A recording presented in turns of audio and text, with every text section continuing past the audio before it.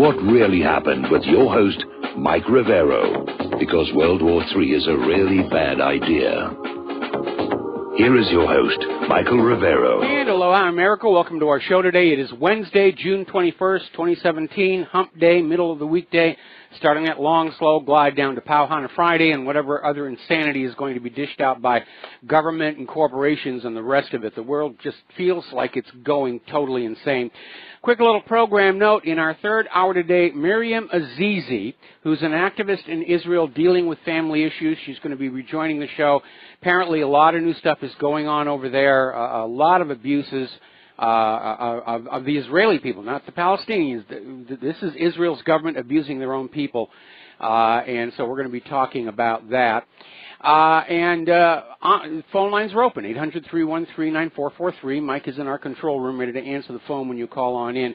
Obviously, the big upset last night down in Georgia's special election.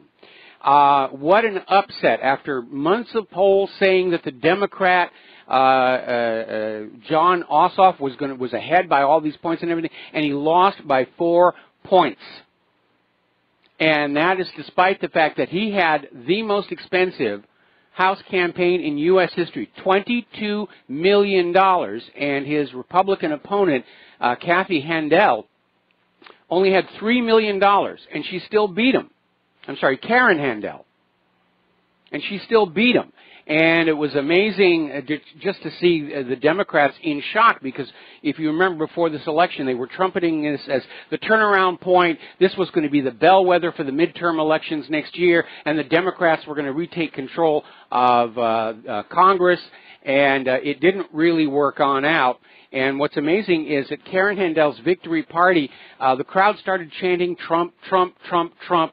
So obviously a major, major upset, disappointment for the Democrats. And I'm waiting for some Democrat to come on out and accuse Russia of having hacked the Georgia election. And again, an aspect of the liberals, they can't take responsibility for the choices they've made. Rachel Maddow was saying it was because of the weather, that there was inclement weather in Democrat-leaning counties and they just stayed home, and that was the reason that they lost. And no, it isn't. It's because the Democratic Party, all during last year's presidential campaign, they didn't really have any ideas. They didn't really have any policies. They were playing the race card, the woman card, the gay card, and all the rest of it. They didn't have any substance inside them. And plus, a lot of Democrats are still very, very angry over what the DNC and Debbie Wasserman Schultz did to Bernie Sanders. And basically confirming that the weather wasn't behind this. Apparently, fundraising numbers are drastically low for the Democratic Party. They just had their worst May in 14 years. So the money is just not coming on in. Obviously, of course, a huge amount of money went in to Jon Ossoff's campaign to try and secure the victory, but it didn't do any good. It was a repeat of what happened last year, where Hillary just had all the money and all the commercials and was just spending like crazy, and Donald Trump still beat her. And apparently the latest polls are showing that the millennials are turning away from the Democratic Party. They are basically believing Trump is making America great again. They're liking the direction the country is going in. And so they're not likely to be Democratic voters in the coming years here. Julian Assange came out with a statement, Democrats will continue to lose. They are not for the hopes and dreams of working people, and that's absolutely true. I'm old enough to remember when the Democrats tried to position themselves as the party of the people, but over the last 20 years, we've seen the Democrats just as greedy and corrupt as anybody else, with the Clinton Foundation, the Uranium One deal, and so forth. And apparently over at CNN, they couldn't control their ire over the whole situation. CNN aired the entire concession speech of Jon Ossoff, but then when Karen Handel was giving her victory speech, they cut away from it for breaking news. Don't want to give her any attention whatsoever. They're just that upset. Those gosh darn voters, they went on out and they didn't vote the way we wanted them to again. So basically the euphoria we saw earlier in the week is gone. And reality is setting back in. Remember the tremendous upset when Hillary lost? Nobody could believe it. She was the anointed one.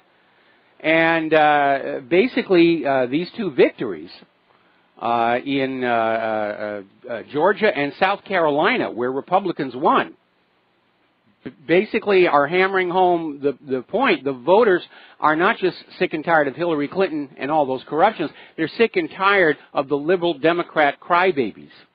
And so the country is definitely shifting hard to the right here. But still, the liberals are out there, and this is a little bit alarming. It's only been a week since this gunman opened fire on more than a dozen Republican members of Congress at that baseball field. And up in Connecticut, a college professor said that the first responders to the shooting should have let them die because they are white. Trinity College professor Johnny Eric Williams, in a Facebook post, basically said, let them blanking die. And this is what they're teaching on our college campuses. We're going to do a quick shout out to our on-air affiliates who are just now rejoining the network. Meanwhile, over in Olympia, Washington at Evergreen State, the students there are out there attacking the principle of the First Amendment. They basically want to chase everybody off the campus who doesn't agree with them, and they're out there saying blank free speech. They want to weed out the conservatives on the university campuses. So it's getting fanatical, dangerously fanatical and hysterical. In fact, there's an article over at Zero Hedge saying the extremism experts who used to be worried about Republicans engaging in violence, going on out there with our evil guns and shooting people, now they're starting to realize they should be more worried about the liberal Democrats, between the shooting of the Republican congressman and groups like BAM and Antifa out there committing acts of violence. The Democrats are turning themselves into a fringe party. So, now, interesting report coming out of the Profiling Project. This is an independent, nonpartisan group of forensic psychology graduate students at George Washington University. And they issued a report that said the reason that Seth Rich did not have his wallet and watch and cell phone removed is that he was most likely killed by a professional killer, a hired killer. Now, they did include there the possibility of a serial killer, somebody who was experienced in doing this and proficient because they got away with it. And, of course, in the corporate media, they're pushing that whole thing, serial killer, except there haven't been any serial killers operating in that neighborhood. So, obviously, here in the independent media, we're looking at the report where it says hired professional killer, and that certainly seems more in line with the idea that Seth Rich was, in fact, the DNC leaker, and that he was killed for it. Now then, getting on back to last year's election, Donald Trump came on out and said that he probably won the popular vote if it wasn't for all the dead voters and the illegal voters and all the massive electronic vote fraud going on. Now, two of those we still don't have any final word on, but apparently somebody completed a study of the 2008 election and revealed that 5.7 million illegal immigrants voted in 2008. And if the same number or larger voted in last year's election, then Donald Trump won that popular vote. And hopefully the Hillary people will just shut the heck up finally, because we're getting sick and tired of listening to them. Now, as you know, there's been all this talk about finding a reason to impeach Donald Trump. It's obstruction of justice, it's this, it's that. They're talking about impeaching him for firing the FBI director, even though the president does have the authority to fire any member of the government, and he doesn't have to explain why. But now they're starting to pull back from that one, because it's finally settling on in. If they were to succeed in impeaching Donald Trump and removing him from the White House, it's not going to put Hillary Clinton in power. It's not going to put a progressive in there. It will be Vice President Mike Pence who takes over that Oval Office, and he could actually turn out to be even worse for the liberal agenda than Donald Trump is being. So they're starting to pull back from that whole impeachment idea right now. And hopefully they'll have the same common sense about a possible assassination attempt. You will get Mike Pence. Is that what you really want? Now, finally, the State Department is looking into Hillary Clinton's mishandling of classified intelligence. They're still trying to make it sound like it was just a simple little mistake and a misunderstanding, but they're starting to ask why, when she is a private citizen now, does she still have her security clearance when it's supposed to be terminated as soon as she stopped being Secretary of State? And now they're talking about it may be time to revoke the security clearance from Hillary Clinton and members of her staff who still have their security clearances. Now, Hillary lobbied for the continuance of the security clearances on the claim that she was going to write a book about her experience as Secretary of State, and she needed access to documents. And it was a thin and flimsy excuse, because obviously anything that is classified cannot be copied into the book. But that was the excuse that she gave. And now State Department is saying, yeah, it may be time to yank that security clearance. Okay, we're going to take a phone call. Brendan in San Francisco, aloha. Welcome to the show. What's on your mind? Just an update on the Seth Rich. It was a serial killer, and the killer has been named. You may be familiar with Hillary Clinton. Yeah. And the Clinton body count. Yes. She is a known serial killer, so that's been closed. Case closed there. Well, you know, she never did the killing herself. I mean, she had people, and Bill Clinton had other people do it for them. Larry Nichols has admitted he killed people on behalf of the Clintons in Arkansas. Right. Hey, Mike, on a lighter note, I was taking a flight from Palm Springs to San Francisco, and it was heading on to Seattle. And once we landed, the captain announced that there was an issue with the plane and that all the people going up to Seattle would have to deplane. And there was a bit of a moan on the plane. And I immediately shouted out that the Russians had done it and Putin was responsible. And the whole plane erupted in laughter that was supportive that this whole Russian narrative is a complete farce, and I felt relieved because I thought I would get heckled or jeered. But I'm telling you, man, the people are waking up, and that was proof positive to me. Yeah, people are aware. I mean, we talk to people around our community, our neighbors. They may not be up on all the fine details, but they understand something has gone horribly wrong with the United States government, that we are in this period of very intense risk of a global war, which is very concerning to those of us who live on Oahu because we're a target. I'll just always be throwing out these comments to, store clerks and anything like that, just to sort of take the measure of public awareness of what's going on. And the people who come back with a blank stare are decidedly in the minority.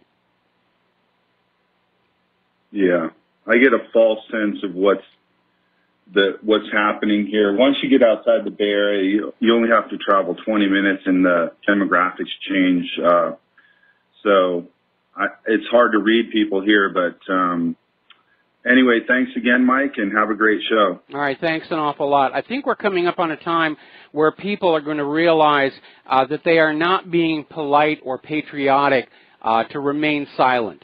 I certainly support that. It's time for Americans to speak out about what they see going on with their country. Paul Craig Roberts, we're going to be talking about him in a little bit in the show, had an article where he pulls no punches about what the U.S. government is doing. And, of course, we don't pull any punches either over here. Now, people are starting to take a closer look at John McCain's foundation, the McCain Institute for International something or other, which is attached to the University of Arizona.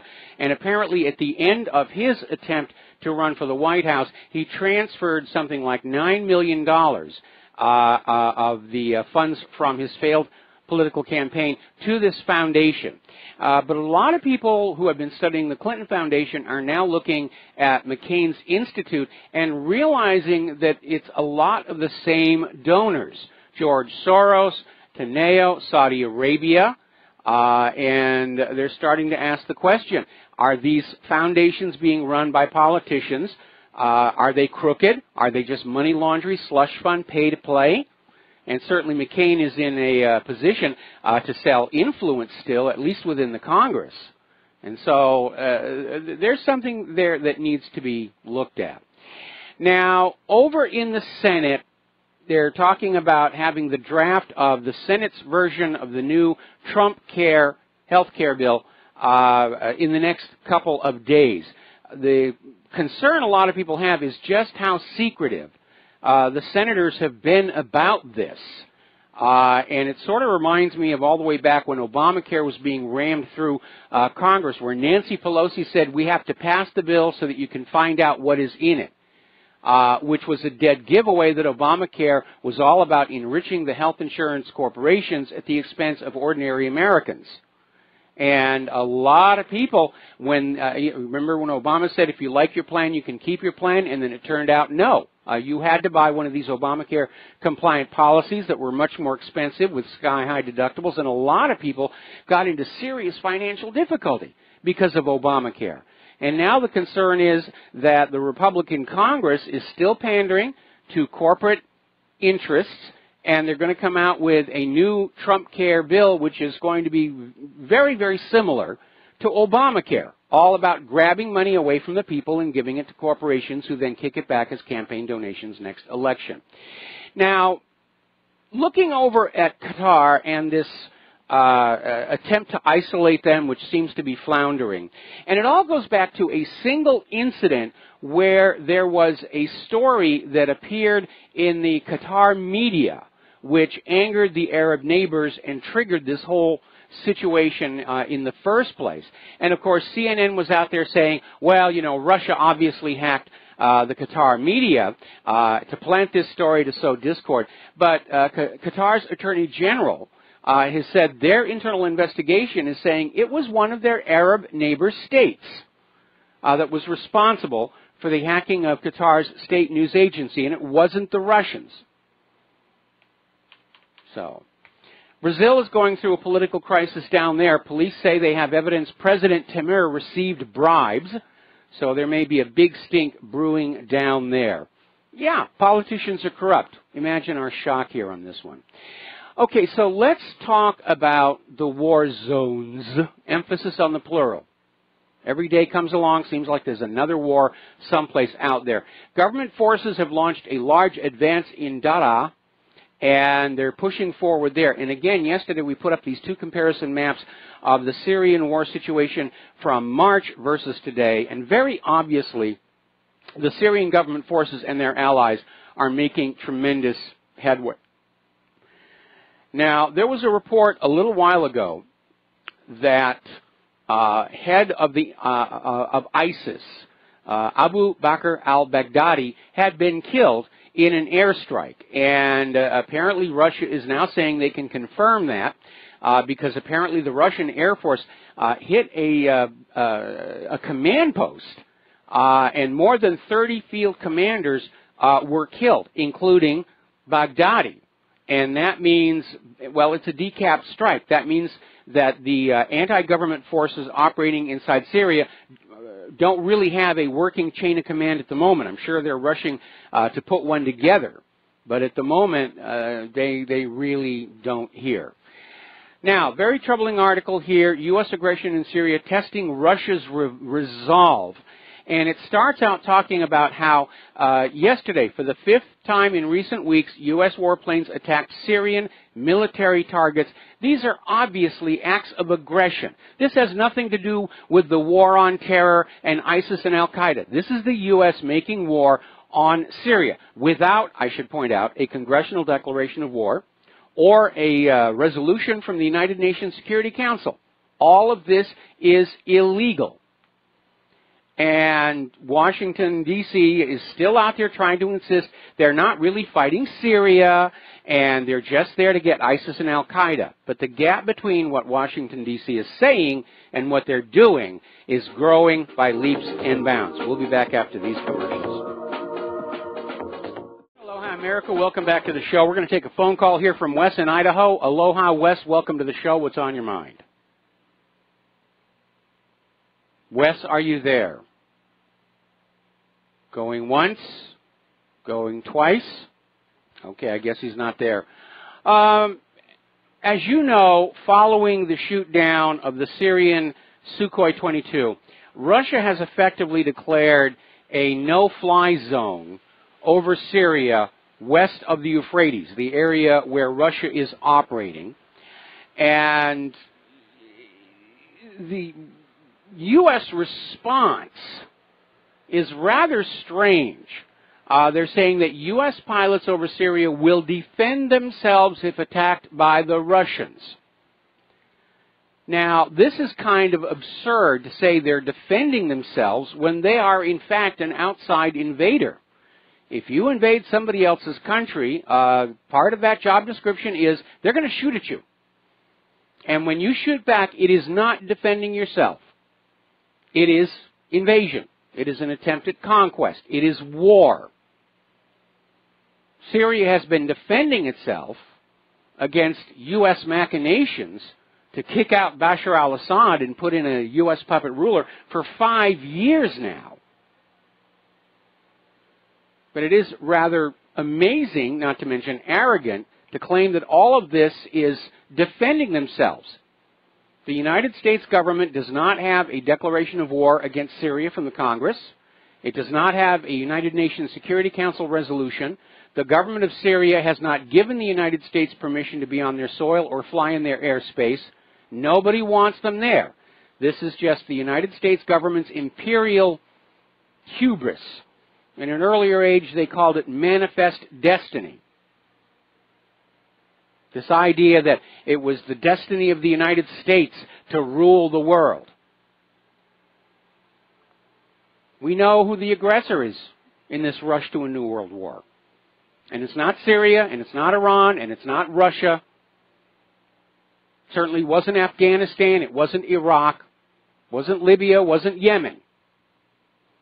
It's the United States and their allies trying to make the world safe for Federal Reserve notes. Okay, did we get Wes back in Idaho? Is he on the line? Wes, are you there? There you are. Hello? Yes, Wes, you're on the air. What's on your mind? Right now, CIA has declassified here recently that for 20 years it used reverse speech in analyzing of people's voices. David Oates should be given a Nobel Prize for science. He should be given $1 million. He's been at it for 34 years, and it could be used for therapy as well as investigation. It's quite interesting to listen to Donald Trump. Let me insert something here, because somebody else sent me this story. And it frankly feels a little bit bogus. Now, I know the CIA has been involved in voice stress analyzers, and the ones the CIA use are really very, very good. I've seen those actually in action. Back in the 1970s, the U.S. government had this classified report that said they had succeeded in sending messages from a base on shore to a submerged submarine way out at sea using telepathy. And this report somehow found its way into the hands of the Soviets, who were panicked at the psychic gap, if you will, and they spent huge amounts of time and millions of rubles trying to duplicate this feat. And then later on it came on out that this was a complete hoax by the CIA in order to get the Soviet Union to waste money on something that could never really work. And this, to be very honest, sounds a little bit more like the same of that. Well, anyway, Wes, we're coming up on a commercial break, and so I'm going to let you go here with this. And we're going to start with James in South Carolina, but I'll probably have to take you through the commercial break. What's on your mind? I got a question about silver. They keep pushing it down, apparently using paper silver. Yes, they do that to gold as well. My question is, they seem to have been doing this for a long time, and given the fact that silver is used as an industrial metal, it would seem to me that either there's much more silver around, or there's not as much demand for silver as people think, because you can't keep it pushed down if it's actually being used. It doesn't seem for as long as they've done this. James, I got to put you on hold. We got to take a break for commercials. I'll answer your question when you come back. Aloha, America. Welcome back to our show here. We're talking with James in South Carolina about silver. And, yes, silver does have some industrial applications. So does gold. But the main industrial use of silver was film emulsions. And following everyone's transition to digital photography, demand for silver for film emulsions vanished, basically. And so I don't know that the demand for silver for industrial use is all that high anymore. But obviously, if they can keep the silver prices down, then industrial users are enjoying low prices and higher profits. Well, that's a very good answer. Okay. Is it not used a lot though in electronics? Not that much because of the tendency to tarnish. It is used in some high-end electronics. It's used a lot in the wiring for weapons. I think a Tomahawk cruise missile has a couple of kilograms of silver in its wiring, but that's not the sort of thing ordinary consumers are going to be using.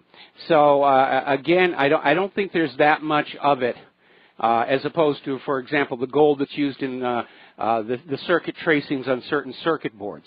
But again, I think the other side of the coin is there may actually be more silver out there than people think. And a big question would be looking at the volume of production from the various silver mines around the world and see how much is still coming out of the ground, because there's a lot of silver down there. Well, wouldn't it be possible if the powers that be can create money anytime they want to, and it doesn't cost them anything to create money? Couldn't they go out and start silver mines and diamond and gold mines anytime they wanted to? Well, yeah, basically. Dig all the gold and dig all the silver they want? They could, but our financial system doesn't want to have a commodity base attached to it because that limits their ability to create money out of thin air. And that, of course, is when our economy really started to deteriorate, when the gold and silver were delinked from it, so that the paper currency just floats freely. And so people want gold and silver as a wealth preservation, but in most states, the buying and selling of it is still subject to capital gains tax, which limits your ability to actually make money with it. Now, some states are starting to reverse that. They're starting to say there is no capital gains tax, and in effect, they're now making silver and gold coins legal tender again, which is good because that is a form of currency or money that is not accruing interest to the private central bank when you use it. Okay. Thanks, Michael. All right, thanks an awful lot. We're going to switch over to Tony in Puerto Rico. Aloha, welcome to the show. What's on your mind? Yeah, hi, Mike. Aloha. Listen, Mike, I just want to make a quick comment. I know there's a lot of people waiting. My question is this: if Jim Garrison would have won the case against Clay Shaw, would have had him convicted, you think the government would have fallen at that time? I don't know if it would have, but of course, Jim Garrison's case was sabotaged by a bogus witness that they planted on him, and Clay Shaw died under mysterious circumstances soon after the acquittal. So the CIA is very rough with liabilities, as it were. Okay, thank you. All right, thanks an awful lot. We're going to let you go. By the way, a little piece of trivia not a lot of people know. In Oliver Stone's film JFK, the real Jim Garrison plays the role of Chief Justice of the Supreme Court, Earl Warren. That's the real Jim Garrison there. All righty, getting on back to Syria, there is all of a sudden an outbreak of polio paralysis. And so far it's hit 17 children in Mayadin and Raqqa, and they're calling it acute flaccid paralysis. But apparently lab tests have confirmed the children had vaccine-derived polio, not the wild version. Now, here in the United States, there's a tremendous amount of pressure to avoid that phrase, vaccine-derived polio. They've got another euphemism for it, polio-like paralysis of an unspecified kind. But again, we have another example of these vaccines actually causing the illnesses that we're told they will prevent. Now, Germany has left the Incirlik Air Base. They're moving their planes out over to a new base in Jordan. Turkey is now marching on the Kurds. And so the whole, Turkey's a wild card. They're the loose cannon on deck here. There's been another incident involving U.S. and Russian aircraft, and in this particular case, apparently an F-16 flew very close to an aircraft carrying the Russian defense minister. Video taken from the defense minister's aircraft shows the F-16 was right up there on its wing, and a Sukhoi 27 came alongside. Then it did a little slight bit of a roll to show the fact that it was carrying live weapons on the wing pylons, and the F-16 took off. But again, this is a provocation on the side of the United States. Apparently, Connecticut Democrat Senator Chris Murphy is actually saying that the U.S. is moving toward military conflict with Iran and Russia directly. Forget about this pretense that we're all in Syria and everything. This senator is very concerned that we are headed to war with Russia and Iran. And that's something that we ought not to be very thrilled with. Now, of course, Russia has already signaled that they will come to Iran's defense if it's attacked. And Putin has already said his strategy, if Russia and the U.S. get into a war, is to simply fight a war of attrition, wear the United States down until they have to quit, like happened in Vietnam. And with our nation in the current economic condition that it's in, with the current drawdown on all the strategic stockpiles, with weapons that have just been worn out from 15 years of war, it wouldn't take that much to do. And that really would be the best strategy for Putin to be following here.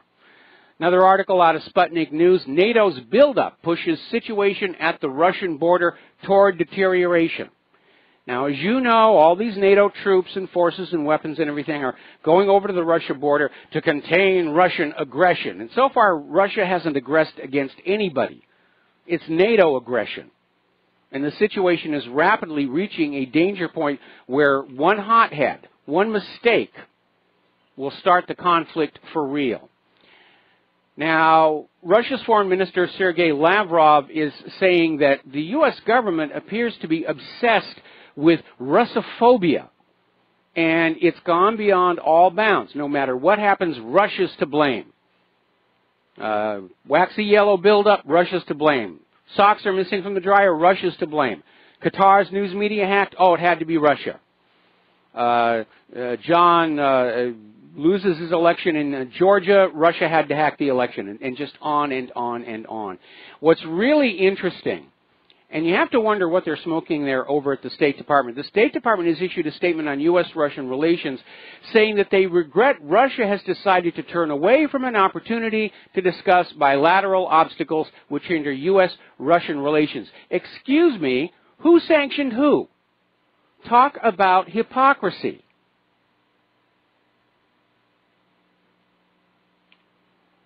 Does the State Department, does the U.S. government actually think the American people are falling for this? Maybe their advisors, their staffers are telling them this to keep their phony, baloney, high-paying jobs. Oh, yes, the American people are believing it. The American people believe Russia's the aggressor. The American people believe Assad is bad and gassing his own people. Really, they are believing that? I don't think so. I see the higher levels of the U.S. government are dangerously out of touch with what ordinary Americans are thinking and feeling right now. I mean, just the result of these elections yesterday in South Carolina and Georgia, clearly the Democratic leadership was taken by surprise. They're still caught up in their magical thinking and group think, and they're convinced that they're still in control of things. The corporate media is still convinced they're controlling what the American people think. And I think that's not the case anymore.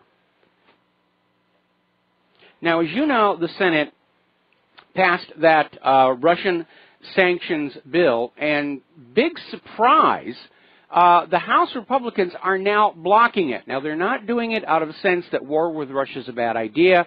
or that they're friendly with Putin and Russia. But they're making a big stink over the origination clause in the Constitution, which requires legislation that raises revenue, which sanctions are going to do, to originate in the House. Now, they didn't care about that when they got TARP through there, the Troubled Asset Relief Program, following the 2008 mortgage-backed security fraud meltdown. The House had a bill. It failed. They couldn't vote it through. Then the Senate passed their own version and sent it back to the House. That was also a violation of the origination clause. But as long as we save Wall Street, we can bend the rules a little tiny bit. Now, as you know, Donald Trump and Petro Poroshenko had a meeting, and Poroshenko was saying in the aftermath he had very effective negotiations with Donald Trump on supplying Ukraine with defensive weapons. Now, when you're talking about a land battle in a small area, the line between what is an offensive weapon and a defensive weapon really gets kind of blurred. But they're putting that on out there because Poroshenko is still trying to look like he's the victim, and Crimea and those eastern Ukrainian republics are the bad people for not wanting him as their boss any longer here. Down in Israel, they're making a big stink over Iran's strike on ISIS inside Syria. And the Jerusalem Post had this hysterical article out there. And I don't mean hysterical funny, I mean hysterical like screaming panic, saying the Iran missile struck ISIS, but they could also aim it at the United States and the Saudis and Israel. Now, first of all, Iran does not have any rocket that could hit the United States of America. And Iran was coordinating with Damascus to carry out this strike in response to the terror attacks in Tehran. So it's a little bit of exaggeration on the part of the Jerusalem Post. And apparently former Deputy Defense Minister Ephraim Sneh is now saying that if Hezbollah in Lebanon fires rockets on Israel, Israel should target Iran's infrastructure because they're all in cahoots against us. They're all anti-Semites. So they're just looking for an excuse to start the war with Iran here. Meanwhile, Iran is repeating their observation, and there's merit to it, that the U.S. created Daesh, ISIL. And Iran's Supreme Leader Ayatollah Ali Khamenei, called the U.S. the source of instability in the Middle East, and that's absolutely right. If the U.S. was minding their own business, taking care of this country, instead of sticking their nose in all over the world, the Middle East would be peaceful. Israel would still be kicking up a fuss. But without U.S. backing, Israel would have to back off and say, we really can't beat all these other nations all by ourselves, unless they use the nukes. And that would have political costs that I'm sure they don't want to deal with right now.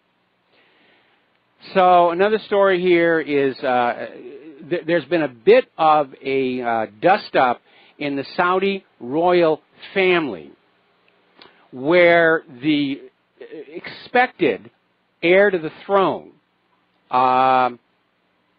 Mohammed bin Nayef, has been stripped of all of his titles, and apparently has been replaced with the son of the current king, Mohammed bin Salman. And everybody's in a bit of a panic because Mohammed bin Nayef was very pro-America, wanted to cooperate with Washington, D.C. Mohammed bin Salman, a little bit more of a wild card. So again, more destabilization here. Trump is taking another step toward war with North Korea.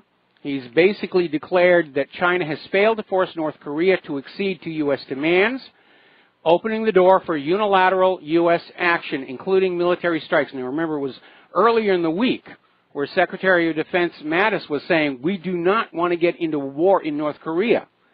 Because you go back and you study how the Korean War began. A lot of people died on both sides, and it was never resolved. There's a ceasefire, but officially the Korean War is still ongoing. And it could turn into another Vietnam very, very quickly and be another defeat for the United States. But Trump is out there pushing that. But then, surprisingly, North Korea has announced they're open to halting their nuclear and ICBM tests, declare a moratorium as long as South Korea and the United States stop holding all these saber-rattling military drills just off their coastline. Now, unfortunately, I don't think that one is going to fly. The U.S. government has basically learned some bad habits from the government of Israel, and their attitude is, you give us what we want first, and then maybe we'll do something nice for you.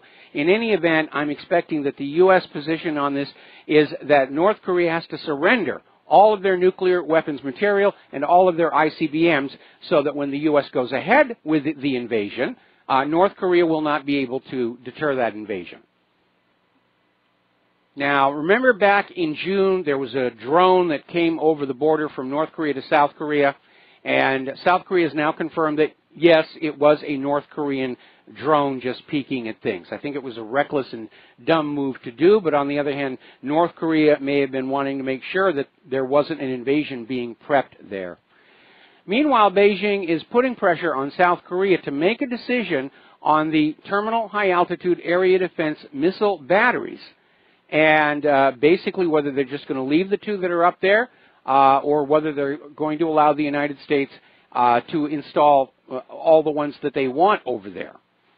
And again, the president of South Korea, Moon Jae-in, he wants to calm things down.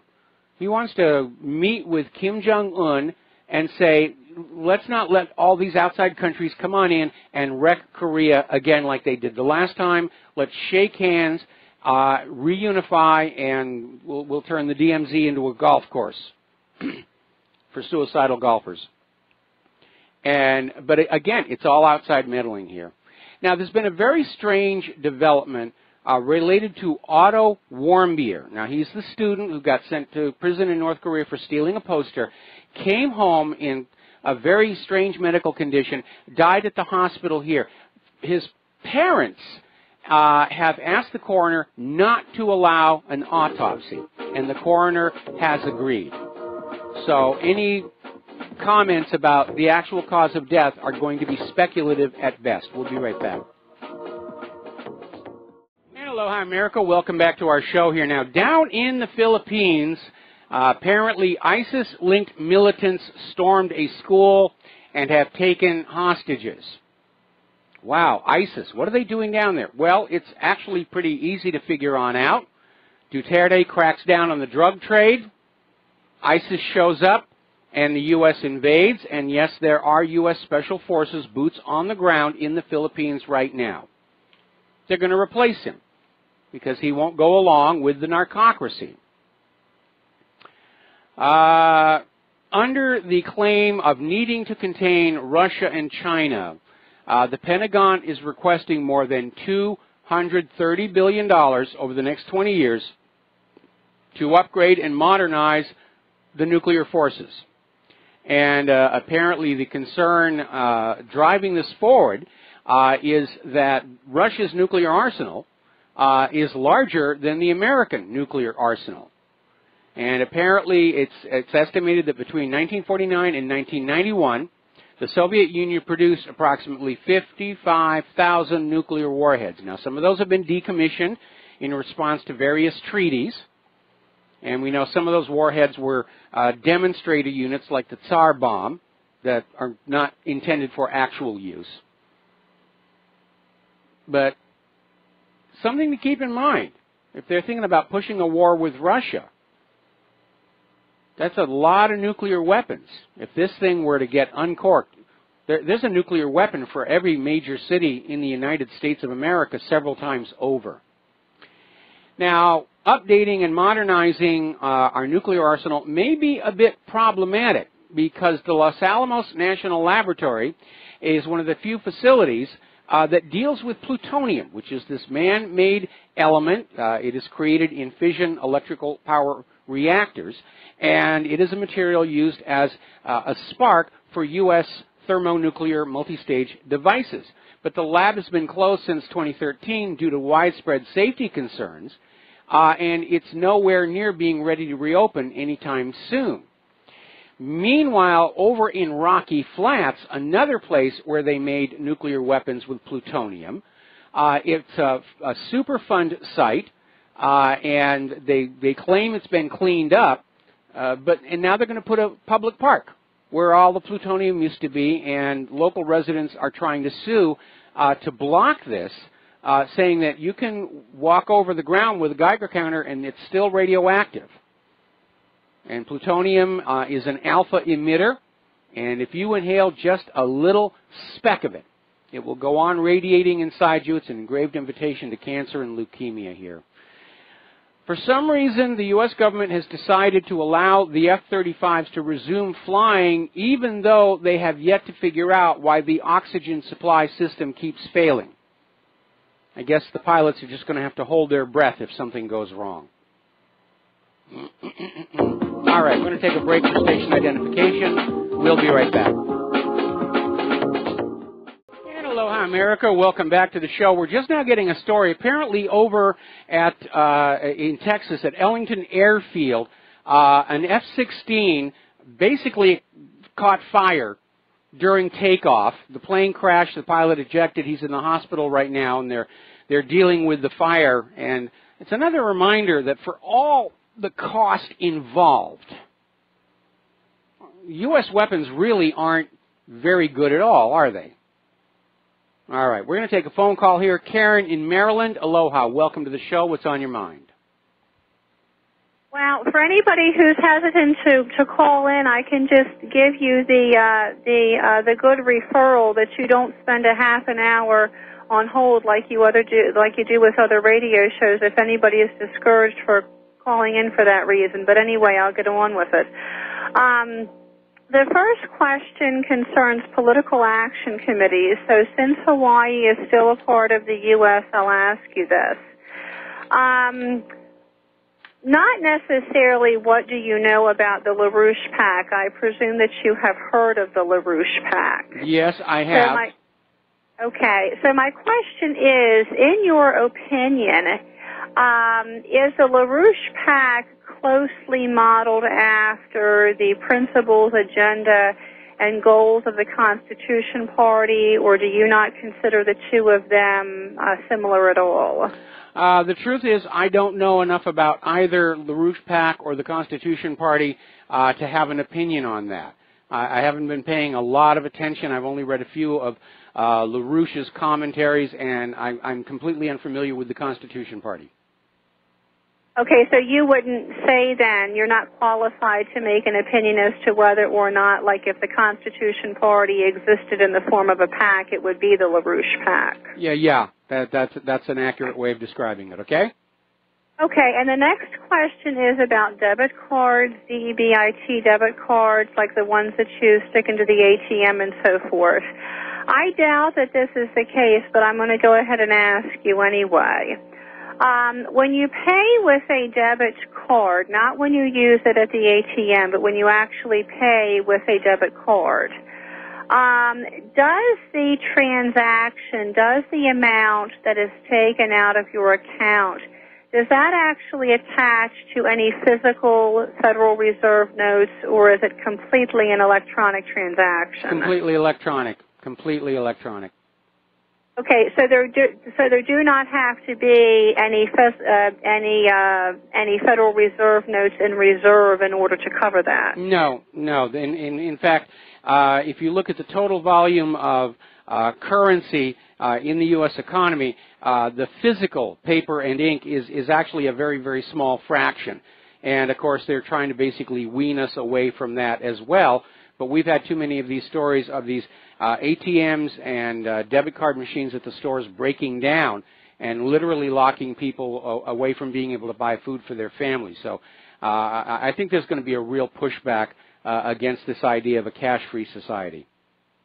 Okay, so in order to attach the Federal Reserve notes to the debit card, you physically have to withdraw it out of the ATM. Yeah. If you withdraw it out of the ATM, then you have the physical cash in your hand.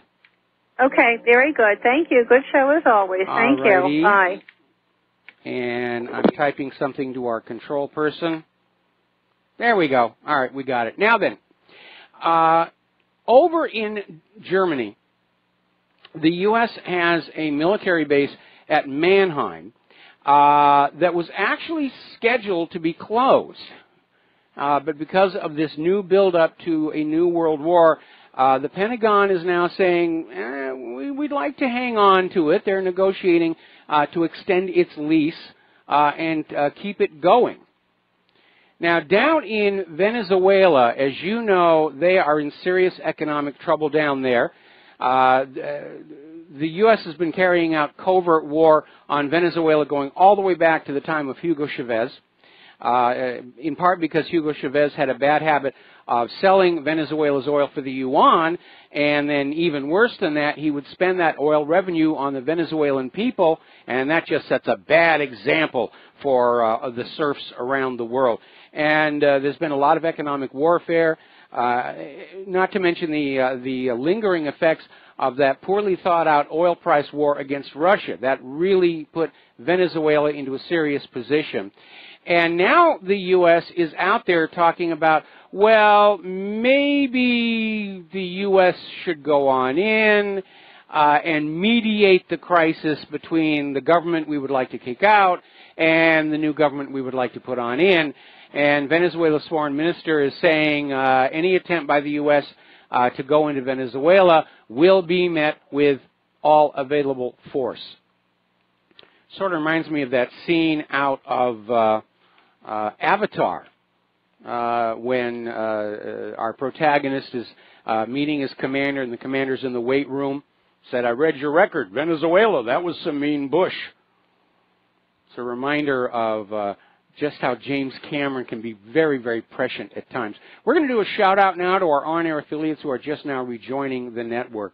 Over at the United Nations, little bit of a dust-up over there, because generally senior UN posts are held by those member nations that have the permanent veto on the Security Council. The United States, Britain, France, and China tend to dominate, but UN Chief Antonio Guterres is now going to appoint a Moscow envoy in Vienna to head a newly created UN Office of Counterterrorism.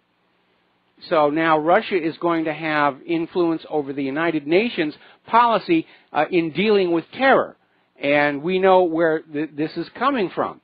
If you're going to fight the terrorists, fight the terrorists. Don't go into Syria, say that you're fighting the terrorists, and actually fight Syria. So Guterres went out on a limb for this one, and I think it was the right thing to do here. Now, we have been talking about this 4-part series that History Channel put together, America's War on Drugs. It's airing now, and you can actually watch the episodes over at the History Channel itself. 3 have aired. The 4th one is going to come on, and they're stripping it. They're running it over and over and over again.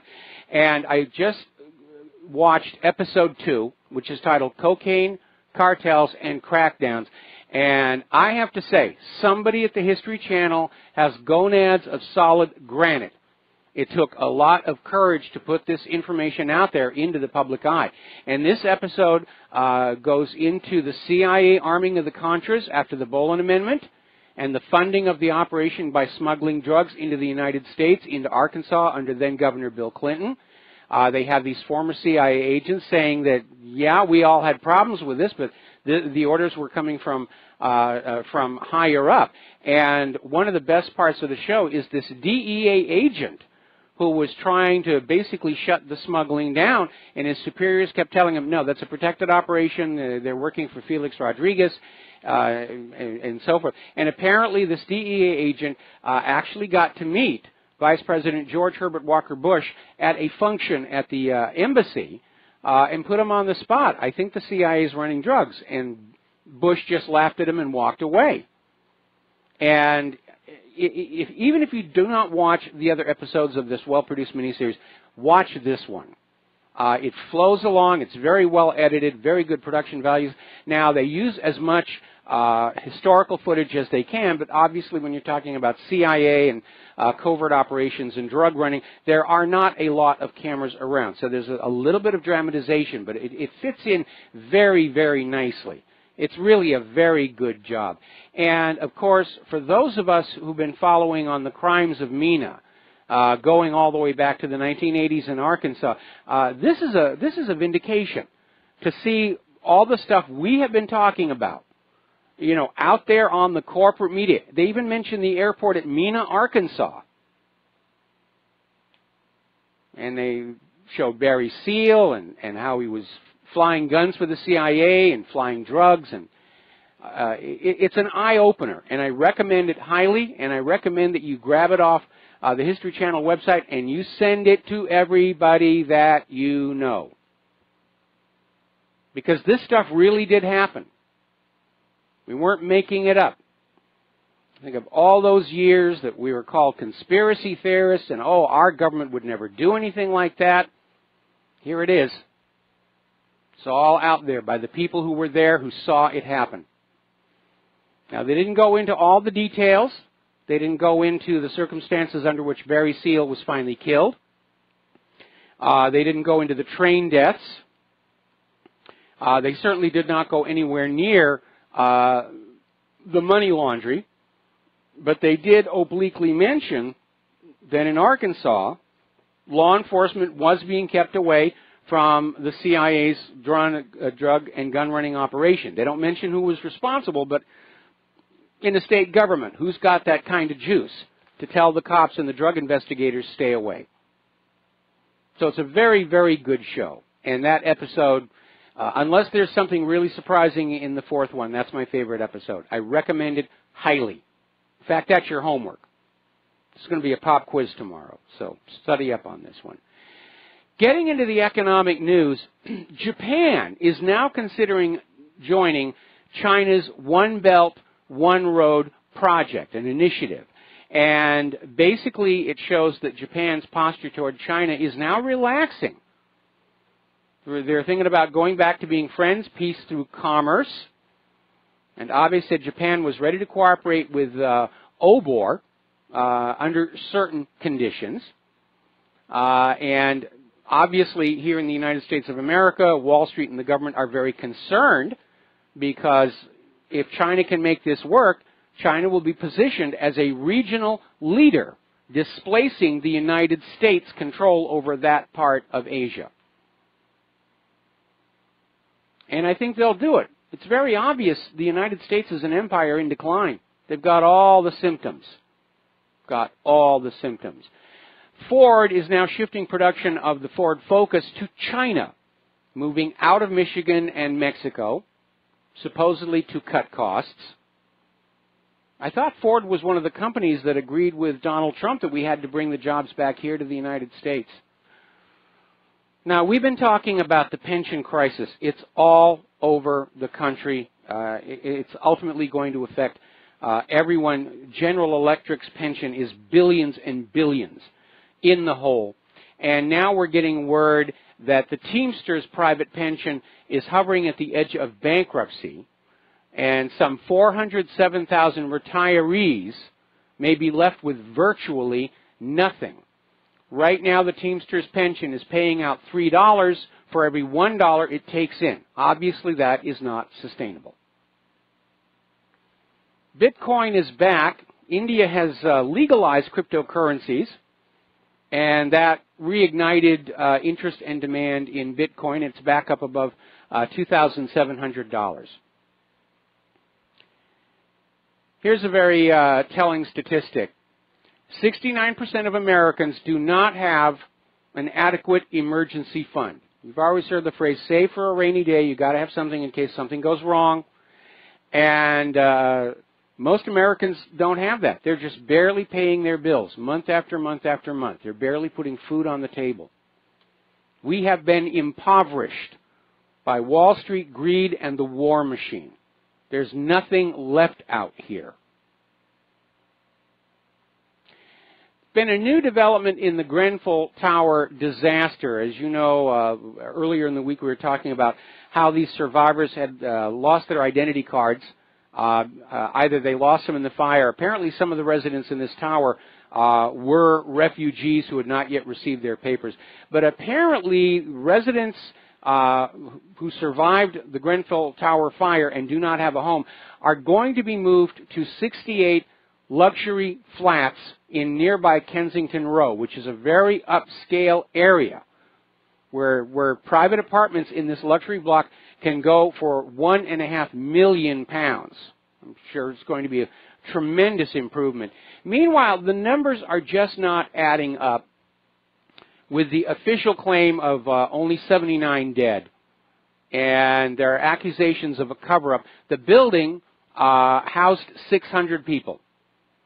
And looking at the number who appear to have survived and went to the hospital or didn't go to the hospital or were relocated, the numbers don't add up. I think the death toll was a lot higher.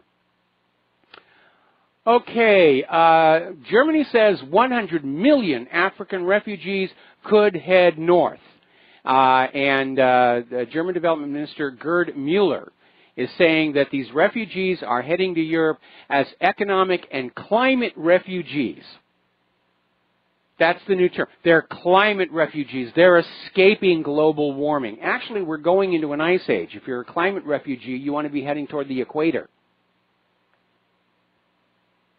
But it is amazing how they're still pushing that agenda.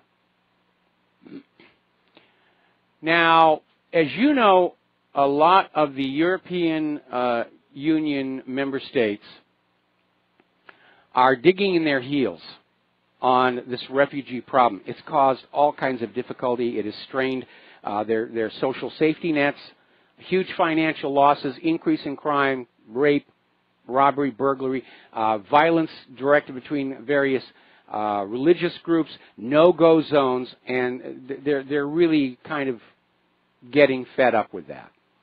So apparently defense officials of 6 Central European countries and the Balkans are now pledging close cooperation in tackling migration with all possible means, including use of armed forces. Austria, Croatia, the Czech Republic, Hungary, Slovakia, and Slovenia have created a grouping called the Central European Defense Cooperation that they are proposing as a role model for the entire European Union. And one of the agendas they have there is that anybody who wants to apply for asylum in European Union countries have to do it outside the European Union. You don't just get to walk on in and then file the paperwork. You file the paperwork first, and somebody will make a decision whether you can come in or not. And unfortunately, the refugees are really causing a huge amount of damage to their own cause by their behavior. And apparently, the deputy leader of Britain First, Jada Franson, a few of her colleagues decided to take a stroll down the street in Bury Park, which is now a primarily Muslim district of the city, to see how Muslims reacted to the wearing of a cross. And needless to say, they reacted very badly and basically screamed that Christians need to understand Muslims have now taken over the entire country. Now, over on YouTube, they put up this video, More Than a Refugee, which is a pro-open border puff piece. And it did not do well at all. As of the last time we checked, it had accumulated over 132,000 downvotes versus 54,000 upvotes. So people are definitely chilling on this idea of open borders and blending everybody together. Been another accident over in the French port of Calais. Apparently, migrants set up a roadblock. And the reason they do that is they try and get the trucks to slow down enough where they can climb on board and get a ride through that channel tunnel. And the truck drivers, because there have been robberies, don't want to stop for them. And so apparently these migrants literally put 3 tree trunks across the roadway, and this van hit it, and the driver has died. So. Apparently over in London's North End, Stamford Hill, there's been a fight between Hasidic Jews and Muslims. And the riot police had to respond.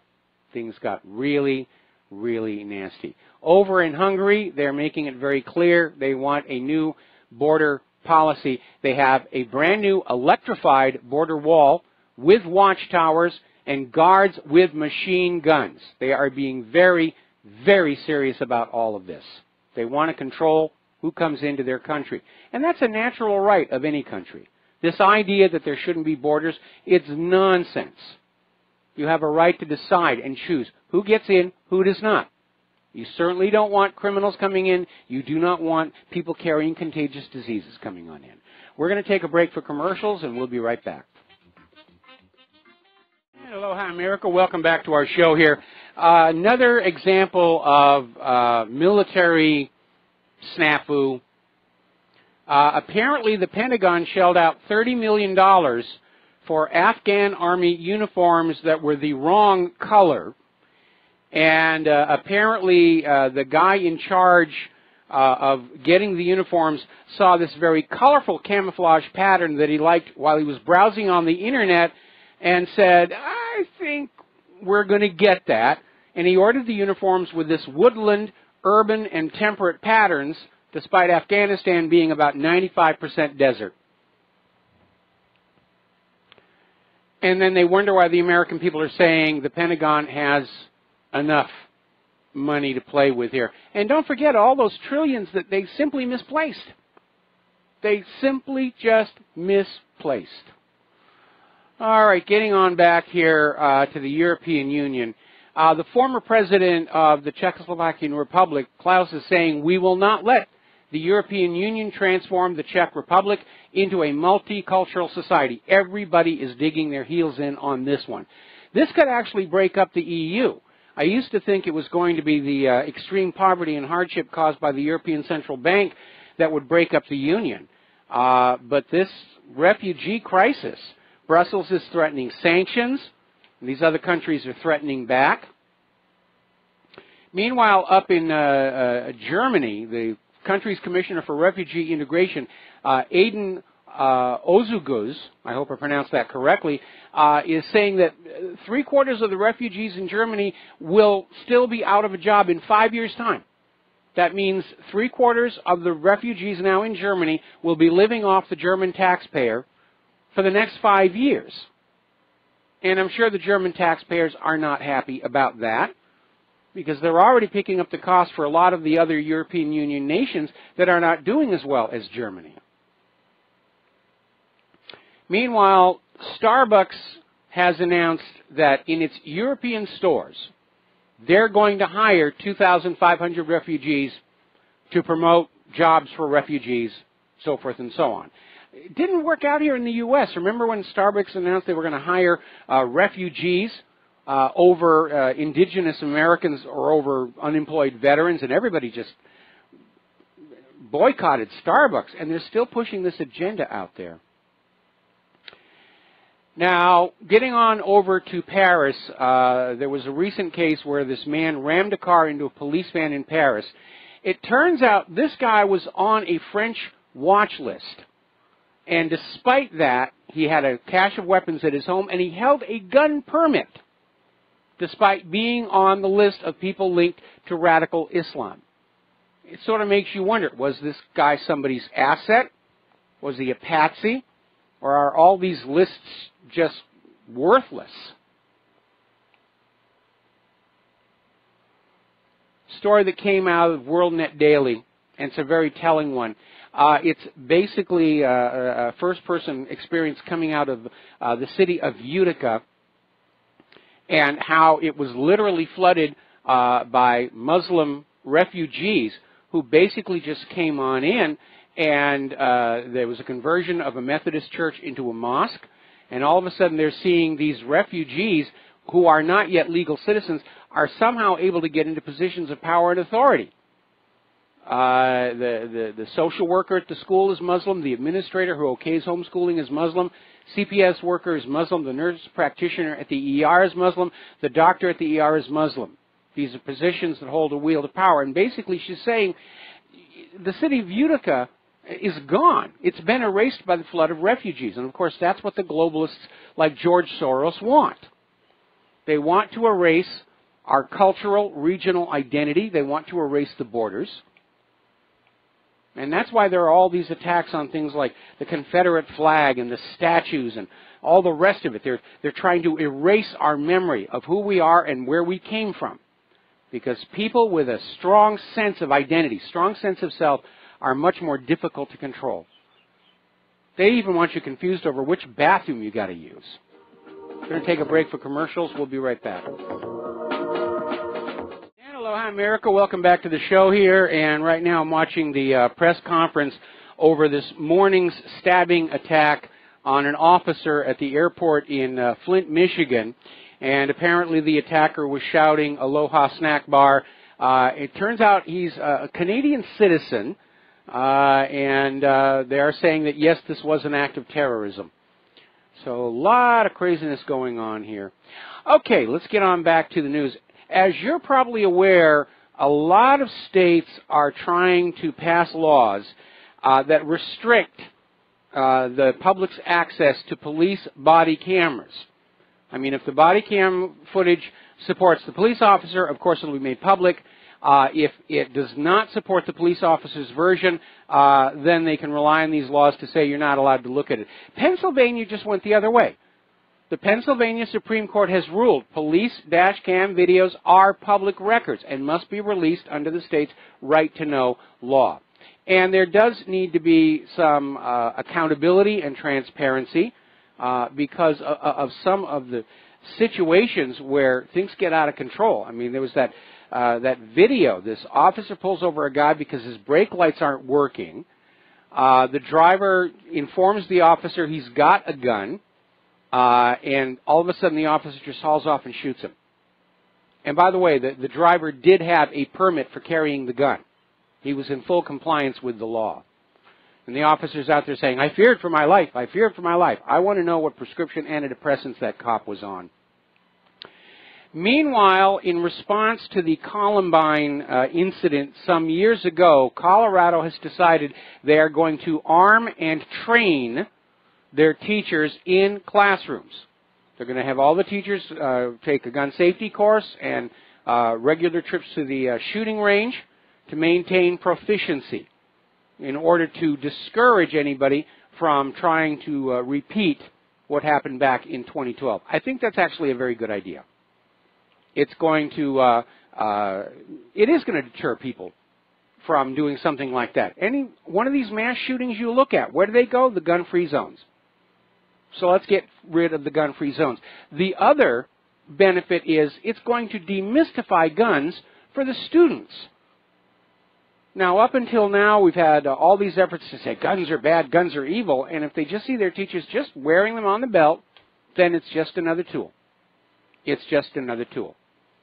And again, I come from an age where you were allowed to take your guns to school because you were going to varmint the farm fields when you walked home from school that day. Schools actually had shooting clubs. Schools would teach gun safety. We need to go back to that. We never had to deal with mass shootings or any craziness like that. Of course, we also didn't have those prescription antidepressants. In all the years I lived in that town, there was only one bad incident with a gun, and that appeared to have been a botched attempt at suicide.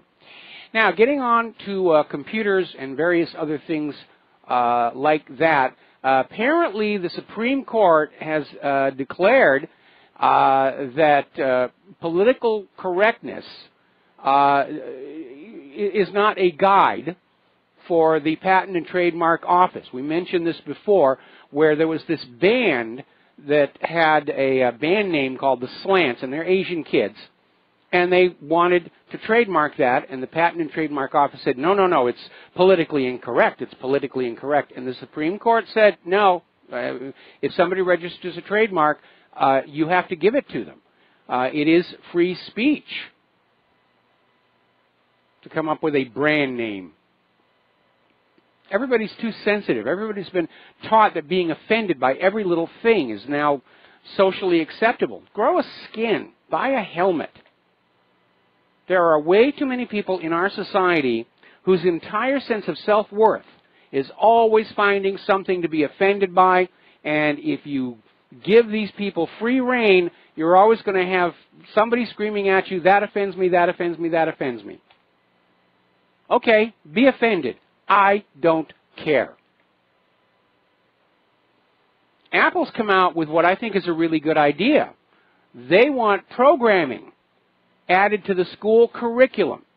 Apparently, Apple CEO Tim Cook told President Trump during their little tech giant meeting that Trump should consider making computer coding classes mandatory for schools.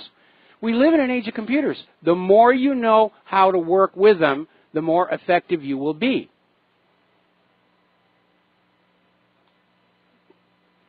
A lot of user applications actually have coding languages built into them to extend their capabilities. I'll give you a good example.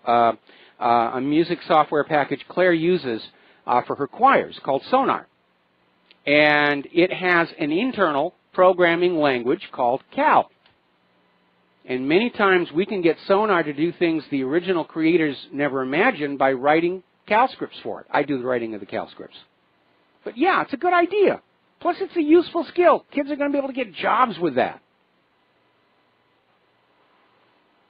Now there's another Supreme Court decision regarding the Internet, and it's caused a lot of controversy. But again, as a supporter of the Bill of Rights, I have to agree with them. And basically the Supreme Court ruled in this case that you cannot ban people from the Internet, no matter what they've done. Now, in this case, it was a very contentious situation where somebody carried out sex crimes against a minor that were lured and encouraged over the Internet. Sort of like what Anthony Weiner was doing, sexting the underage girl. Now, obviously, that's bad behavior, and you want to deal with the bad behavior. But the Supreme Court said you can't be banned blanket from the Internet, no matter what they've done. So, I can see one possible exception to that, and that would be in the case of people who commit computer crime, banning them from the Internet, just the way a convicted felon is prohibited from owning a gun.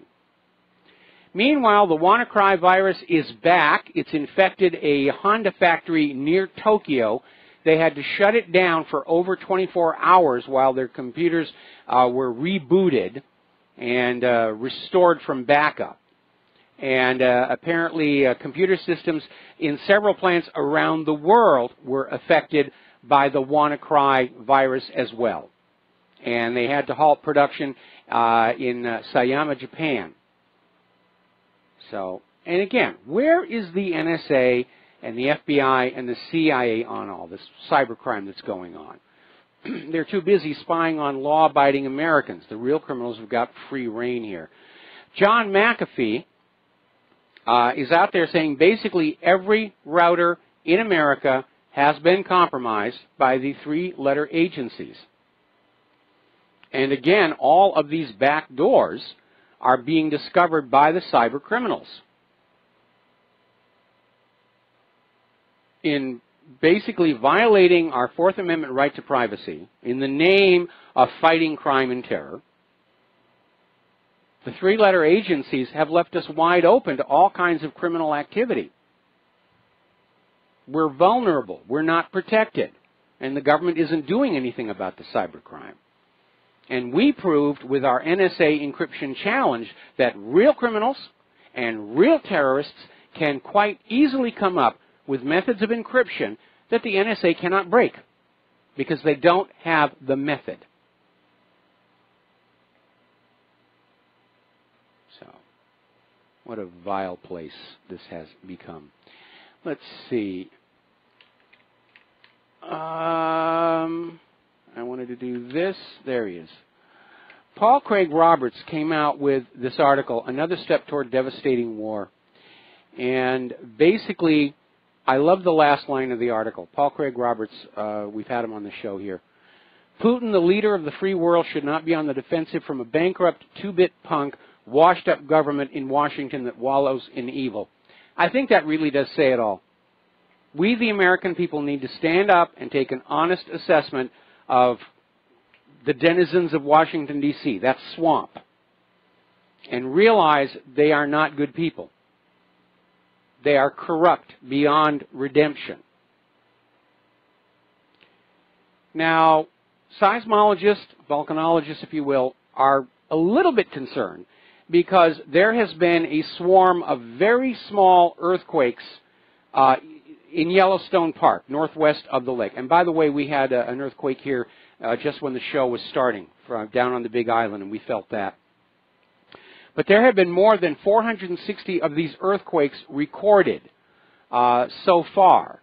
And their largest quake was a magnitude 4.4. They felt that one. Most of them are magnitude 2, magnitude 1, and a lot of the seismic maps won't even show them because they sort of cut off below 2.0. They figure it doesn't really matter. But a lot of people are very concerned about this. The University of Utah, which is keeping an eye on there, and basically they're saying there have been 460 earthquakes recorded since June the 12th. Now, little something to keep in mind. Not all swarms produce an eruption. But the concern is all eruptions are preceded by a swarm. We saw that with Mount St. Helens.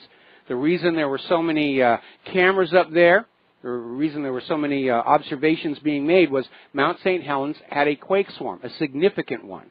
And everybody got there, and sure enough, it blew. Yellowstone will blow at some point. Hopefully not when we're alive. But it will blow. And it will devastate the western part of the United States and significant portions of Canada and Mexico. If the eruption is big enough, it could come close to being an extinction-level event through the dust in the air blocking the sun. When there was a big volcano, I think it was Tambora, when it blew, we literally had a year without a summer. And there was famine all over the world.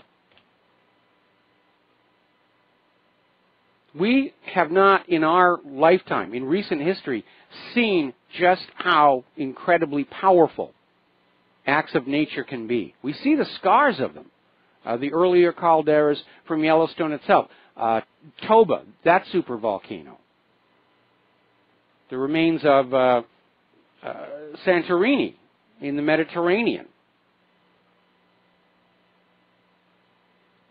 So it is an area of concern, and hopefully the swarm will die down. But sooner or later, Yellowstone is going to blow. And obviously, if you're living anywhere near close to that, have a bailout kit ready to go, because you're going to have to go. There is a question now being asked where apparently suicide rates are rising in the USA.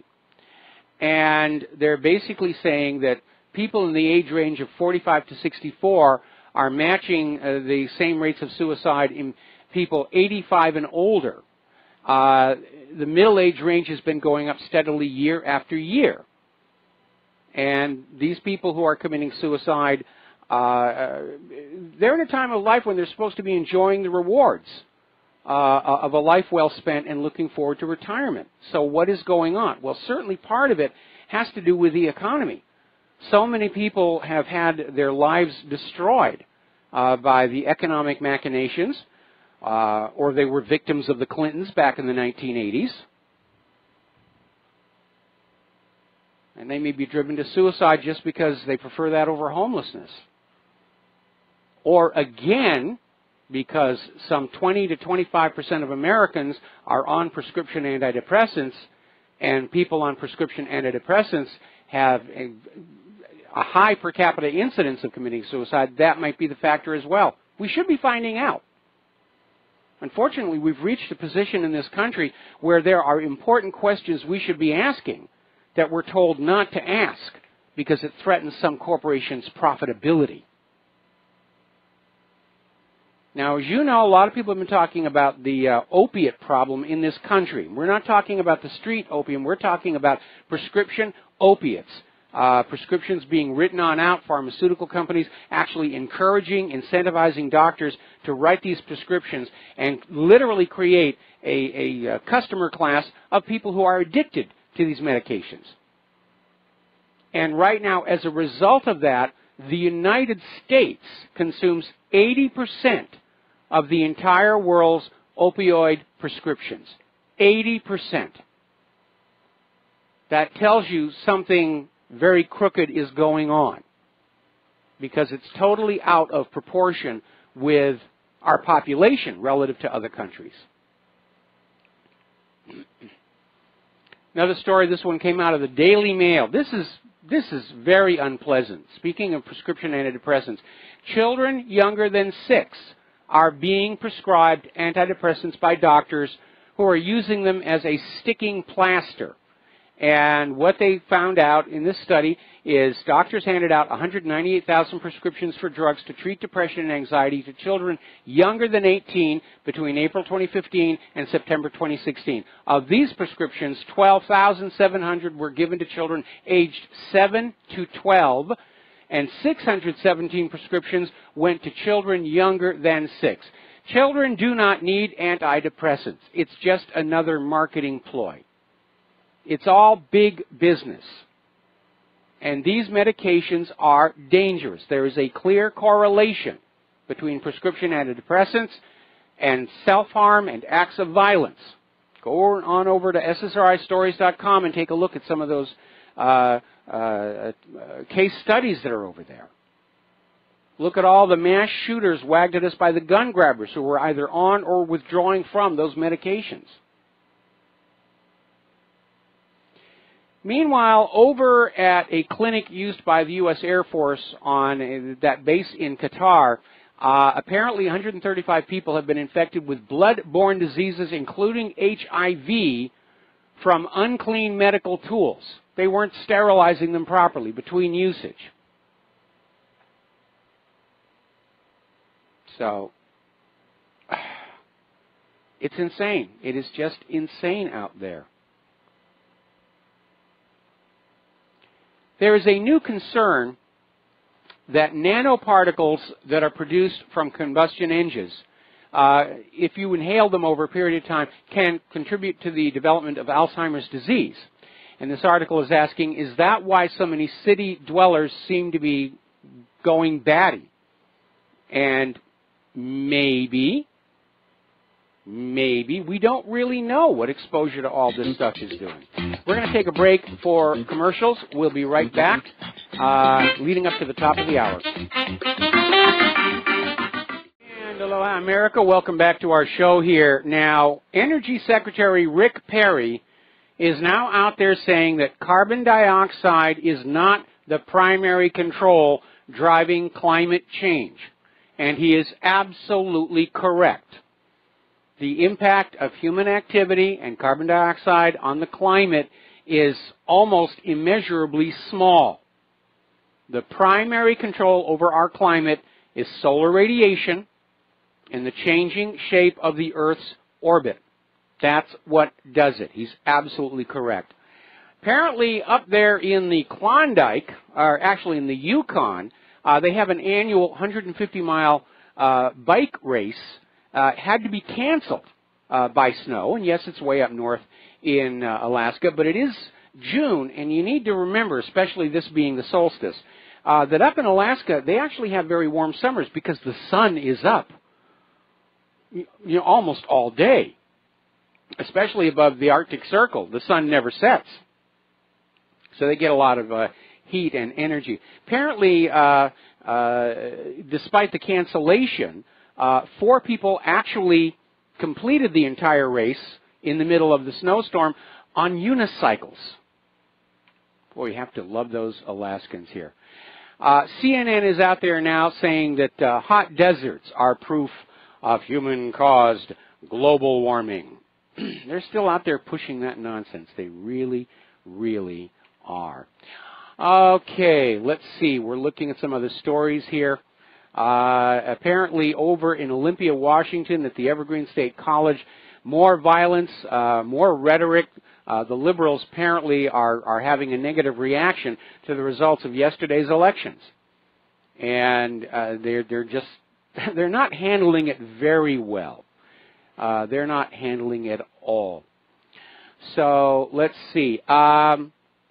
We were talking yesterday about high fructose corn syrup. Just in case you were wondering, it has now been renamed so that you won't see it on the label, and they're calling it. They're actually calling it a natural sweetener. That's what will appear on the label, natural sweetener. Even though, if you remember yesterday's guest, Dr. Renee Dufault, was saying it's a manufactured material. and the manufacturing process involves toxic chemicals. But unfortunately, you know, I know they were talking about naming it corn sugar as well.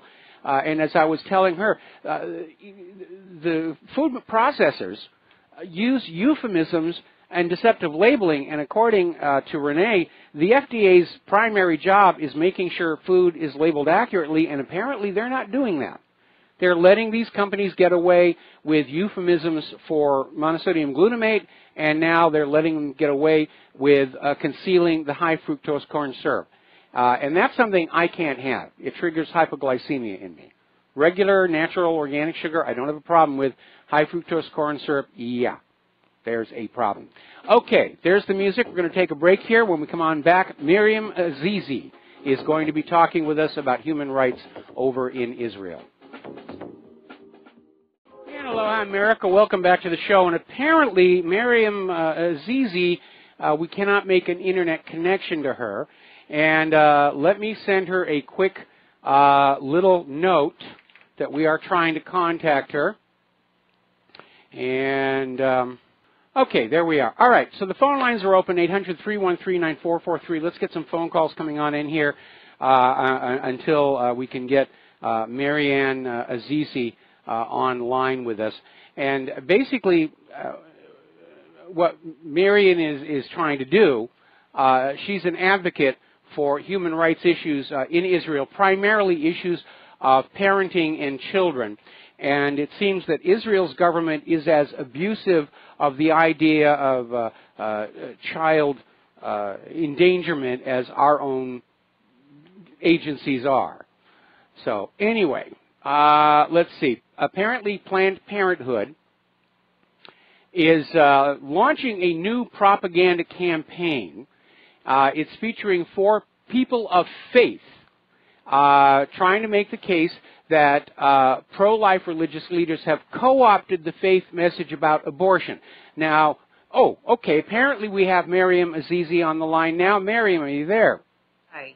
Hello, yes. Can you hear me? Yes, I can. Thank you for joining us on the air today. And first of all, for people who didn't hear your last interview on the show, just give us an overview of who you are and what you do and what you have been doing. Yeah, absolutely. My name is Marianne Azizi. I'm a human rights journalist and writer. My focus is on Israel and the human rights, or lack of them, in Israel. And right now, if you remember, the last time I spoke to you, I was with a human rights activist who is now in prison for blogging, and things have exploded in Israel this year. Unbelievable. It is unbelievable. We're seeing so many countries turning to tyranny and dictatorship. We've got France and Germany are talking about censoring the online community. We know there are people here in the United States who'd like to see that done despite the First Amendment.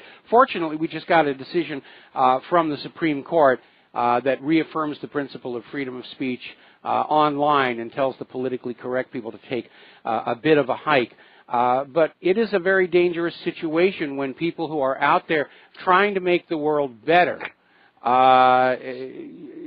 you know, are punished for it. I don't know what you're seeing at the moment about what's going on in Israel, but let's start with the Yemenite children. I'm sure that news has broken America by now. Yeah? Yeah, we ran that story just a couple of days ago. This has been going on for a long time, and the Israelis, of course, knew all about it, and those who talked about it were, you know, derided and ignored. And I can tell you that I do know that the Rabbi Uzi Meshulam, who brought this to the attention of the Israelis, was, you know, most people believe that he didn't die by accident in transit from one jail to another.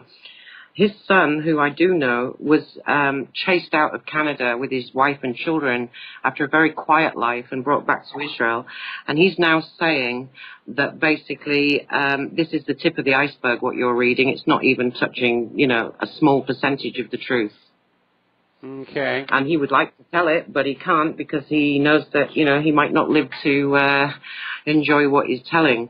Now, the Yemenite children, Michael, is not a story that isn't still going on. Up until the 90s, they were still taking children, saying they were dead. We still have stories of that. And now it's more state-sanctioned, and sadly, the organizations like Lynn Schusterman and Vitso and all of these are still taking children, including American children, who I sent you some pictures of, some emaciated, drugged, medicated children that you were talking about just before I was listening to you. They're just grabbed, they're taken on spurious claims, and then they're locked behind bars with barbed wire, and they're medicated against their will. And we have a couple of American children that could be dying in a few months if nobody helps them get out. They were just snatched from school, you know, and this is what's happening. And our bloggers, 3 of them, are now in prison for over 4 months for blogging this stuff. And it's likely that they're asking for dozens of years of imprisonment, if not forever. The process is, it would blow your mind if I go through what's happening with bloggers, whistleblowers, activists, investigations of ministers, arrests of ministers, or even Bibi Netanyahu. This is not an anti-Israel rant, by the way. This is because I'm trying to speak for the Israelis who have no voice outside. They're good people, very, very good people. And the Yemenite, thousands of people are in Jerusalem tonight shouting corruption, corruption, corruption, take down the government as we speak. Well, let me back up here a little bit here. What is Israel's justification for just grabbing these kids and locking them away? Oh, and before you answer, we need to do a quick shout out to our on-air affiliates who are just now rejoining our network. How does Israel justify this? Money. I mean, it's all about money. The organization who was behind the Yemenite, which are not going to be prosecuted, is Vitso, which is the Women's International Zionist organization. They're still doing it now. Why stop when you've got a good, you know, profit rolling? Don't think it was just the Yemenites. It was the Europeans, the Balkans. There were many, many children taken, and are still being taken to this very day. And it's just state-sanctioned because it's worth billions and billions of dollars. Well, I understand that's that's the motive, and that's very often the motive in the abuses we see with various child protective services in this country. But they have to say something, you know, to say we are taking this child because they're not being cared for correctly, or they do. I can give you thousands of examples. I've been doing this so long. Examples. We're taking you from school because you're not at school. We heard a rumor that you're not at school, so they take them from the school. We heard a rumor that your child cried last night, so we'll come and pick one of them, and then, you know, we'll leave you one so that you behave, and then if you don't, we'll take the second one. Or the social workers are trained. If you hear a rumor, take the children. Now, in Israel, up until recently, and it hasn't filtered through, women are allowed to lie by law. And social workers are women, and judges are women, a lot of them. So they can do and say whatever they want with impunity. Let me back up here a second, because that's a real tough one to say. You're telling me there's actually a law in Israel that women are allowed to lie? Yes. Up until last year, when it was repealed but not yet filtered through to the society, there's a directive in a family law, number 2.5, which men have been fighting now for, 20 years with 5,000 dead ones, because they've all killed themselves through it, which says that a woman can lie. Basically, she can say, I feel scared. I'm not sure. He looked at me in a strange way. And that's enough for a man to be locked up, criminalized, and destroyed. And, you know, those same women are social workers as well, and they can say, that child looks not so good, and it doesn't matter what the evidence says, they can override a judge. Now, there are thousands of people all over Israel every week marching against judicial corruption because there is no defense for anyone. It doesn't matter what you're not, and I can give you a line. A Supreme Court judge in the case of one of the greatest whistleblowers the world has seen, he's in the top 5 in the world, and he said, I'm sorry, but in Israel, the truth is not a defense. The truth is not a defense. And that is said by the Supreme Court. So where do they go? Where do these people go? And I'm going to be accused of being, you know, anti-Semitic and anti-Israel and self-hating and whatever people want to say. The truth is that Jewish people are dying in Israel in many, many numbers. And nobody cares. The Palestinian issue is a smokescreen for what is going on behind the scenes. And it's horrific what's going on in Israel right now. And you know, you just cannot believe what's happening. Now, I will put one plug in. There's a lady called Loretta Miller, who is the candidate for Florida District 15. She's a politician, would be for the Congress. She's read everything, and she's taken it on herself to speak to the Americans about it. And she's having countless death threats already, like I do. Yeah. And she's only been writing for a fortnight. Michael, I'm overwhelmed with a list of things to give you. These people want help, and they, you know, stop funding the corruption and fund the people directly who are trying to do the right thing. That was the next question I was going to ask. Is you're talking about billions of dollars being made by this kidnapping, judicial kidnapping of children. This is money that we, the American taxpayers, are being forced to send there. And beyond. I mean, every child that's taken in Israel that goes into an emergency center or an institution sets off a cycle of a minimum of $5,000 profit per month. And there was a huge exposure in Israel last year of the welfare where they actually have to meet a quota. And the quota is 10,000 children a year. And if they don't make the quota, they just have to go and fill some beds. Now, imagine $5,000 per child. And all the whistleblowers in the ministries and the government said between 50 and 80% of that quantity do not need to be removed from their families. So imagine if they could just give somebody $1,000 to live on instead of stealing their children. What a society you'd have, you know?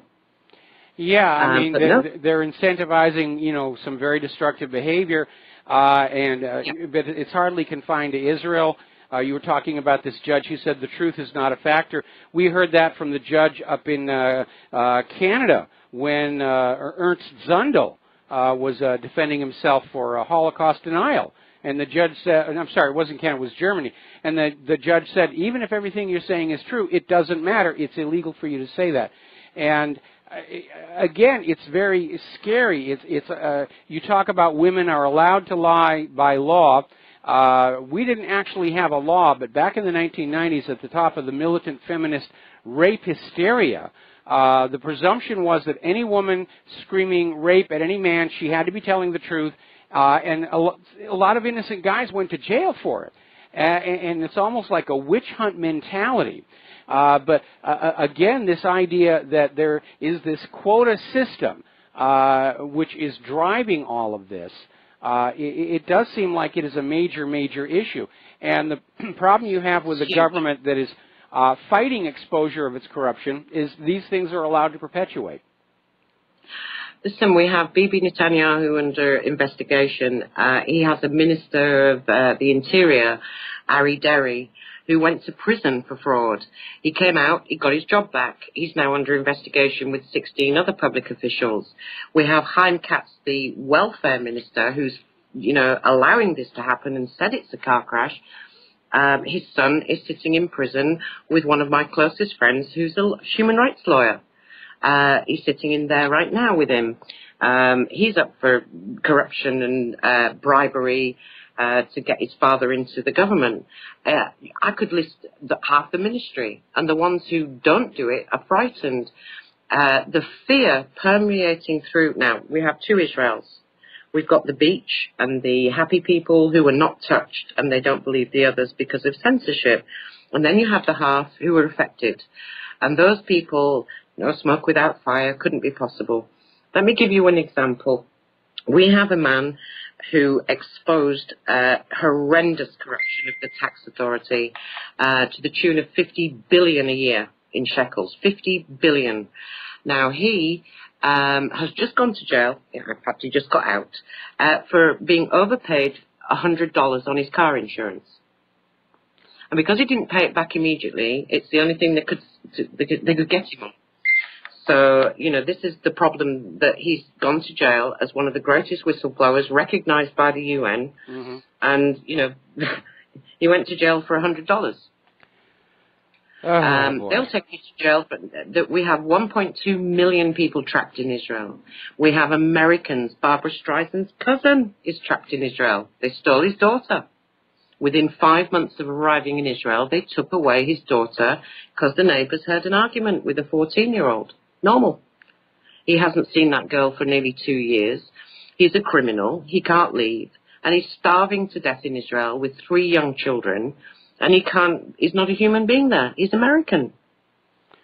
We have Americans trapped in Israel like you wouldn't believe. And will the American embassy help? No. Because the warning says, don't go to Israel. It's all over your page. Yep. So all these Americans come thinking, yeah, it's going to be great. I'm going to live in the land of my dreams. And they get here and they find out that it's a complete nightmare. And the embassy don't help. The newspapers don't care. And the Zionists, with due respect to the misnaming of what Zionists are these days, are saying, you must really hate Israel. You must hate Marianne. You want to destroy the state. No, we want to rebuild the country into something that everyone should live in. Why should these Israelis die for a dream? Why should they die for somebody else's religious belief? You know, and this is what they're you know, crying out to be helped. And they, you know, so that's why I'm here. Well, I'm glad you're here, and the phone lines are going to be open if anybody wants to call on in, 800-313-9443. You remember the ringworm affair, right? I do. Yeah, that Israel did, and this was apparently between 1948 and 1960. Apparently, Sephardic Jewish children were supposedly being treated for ringworm with intense radiation treatments to their heads, to their brains, which of course led to all kinds of cancers and other situations. And it's horrific to think about.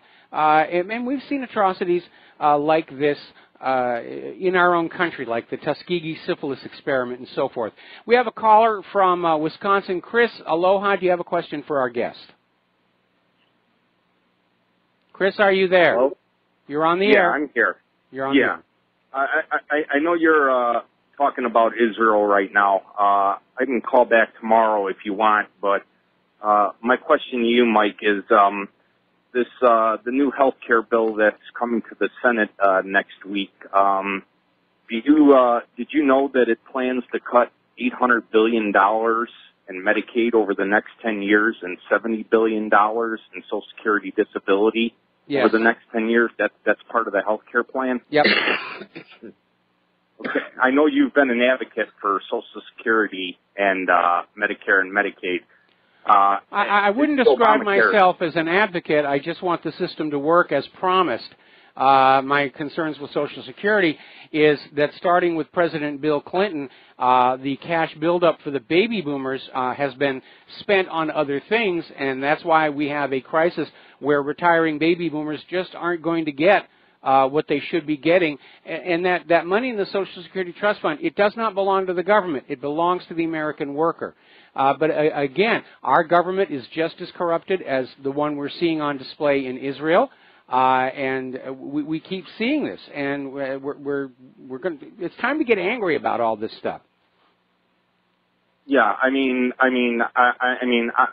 have to be honest. You know, I am on Social Security disability, and Medicare and Medicaid are my benefits. But you know, I guess my thing is you know, Obamacare is a disaster. We all know that. Yes. You know, but I don't see this new health plan doing anything to help the people either. You know, I mean, so it's you know, they really don't care about health care in this country or Social Security or it was just a get-rich-quick scheme for the health insurance corporations, who are very generous campaign donors.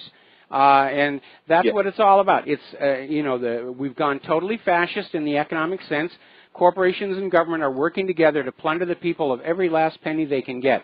All right, Chris, thank you for the call. We're going to let you go. Yep. We need to take a break for commercials for 3 minutes, and then we'll be back with Marianne Azizi and what's going on over in Israel. Aloha, America. Welcome back to the show. We're talking with Mariam Azizi, who is a human rights author, researcher, activist. And Mariam, listening to your description about what's going on with this economically driven grabbing of children reminds me of the idea of a complex. And, of course, Eisenhower warned us of the military-industrial complex, fearing that once it had so much money flowing through it, it would spin out of control, and nobody on the inside would want to change it because they were all profiting from it. And, of course, we know that that idea of a complex applies equally to other areas, the medical-industrial complex, the security-industrial complex, and so forth. But basically what it comes down to is this is a racket that they're running to make money, and it is costing these children. Listen, let's just go back a bit. You know that I wrote a book because I tried to rescue my own partner, my own husband years ago, and I couldn't save him. He was captured by the lies that women could tell. He tried to kill himself at the time, and I wrote a book about it. Moving on from what happened to me, I suddenly, over the years, I realized he wasn't the only one. But back then, it really was something you didn't talk about. You couldn't, even Israelis couldn't criticize. Because every 2 years, Netanyahu does a nice little war to keep people quiet and keep them, all in place. Now, there's no war right now, because basically he can't make a war. So now the social ills are coming up, and the social ills are huge. The Ethiopians are suffering what the Yemenites have suffered. Yes. And I was in the middle of that protest with firecrackers and danger and horses. I've got it all videoed, with 20,000 of them.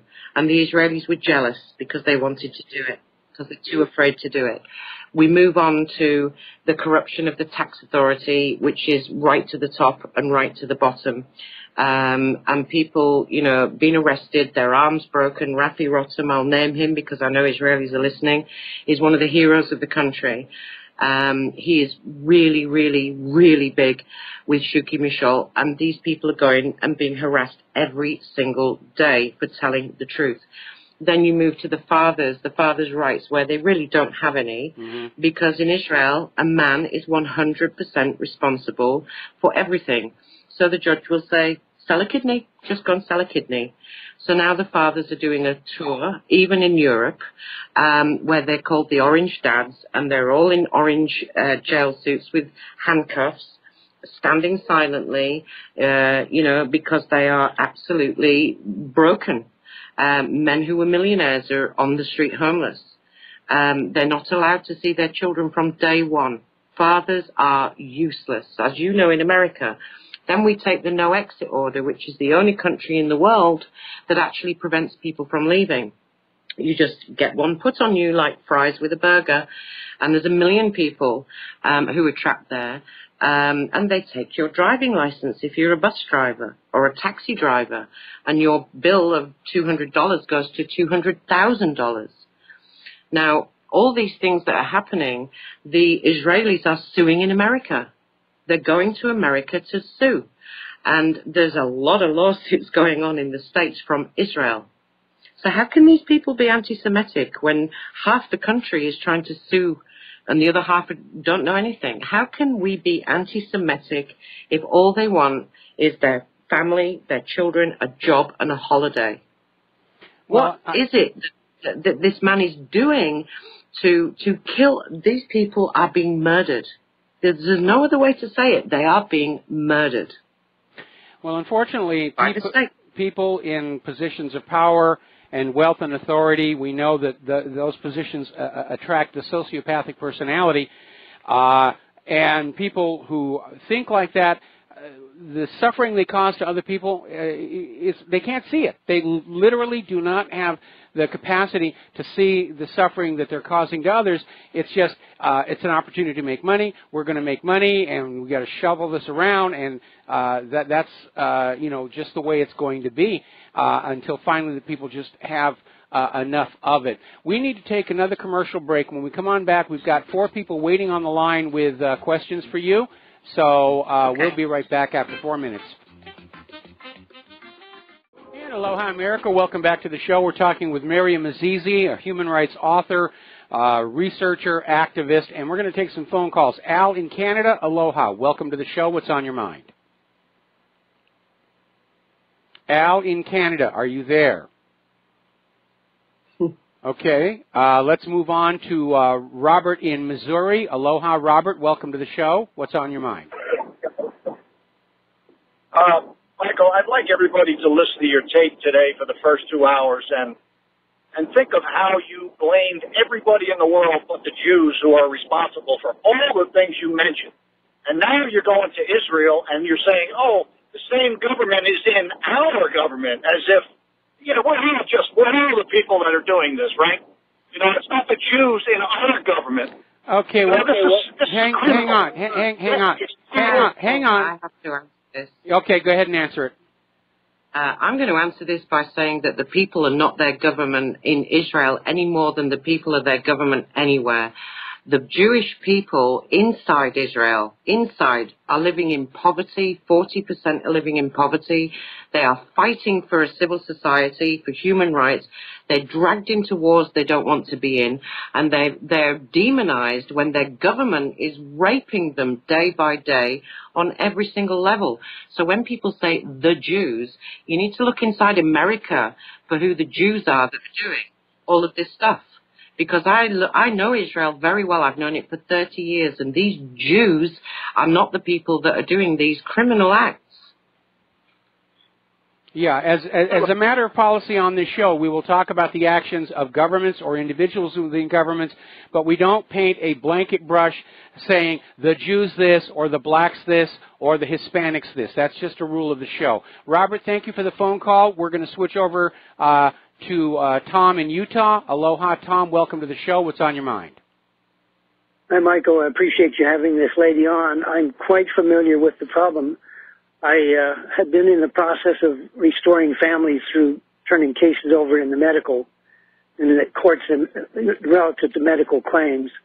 I had a mother, an Israeli mother, Aiea Kaufman, living in Chicago, who called me. She had 2 children, 2 girls removed from her, and she and I actually had an appointment with Senator Barack Obama, and when we went to D.C. to sit with him, he refused to even talk to us.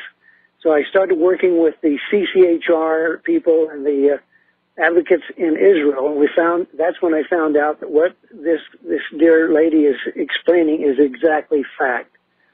Criminal activity of the Child Protective Services in Israel is vile as it is here.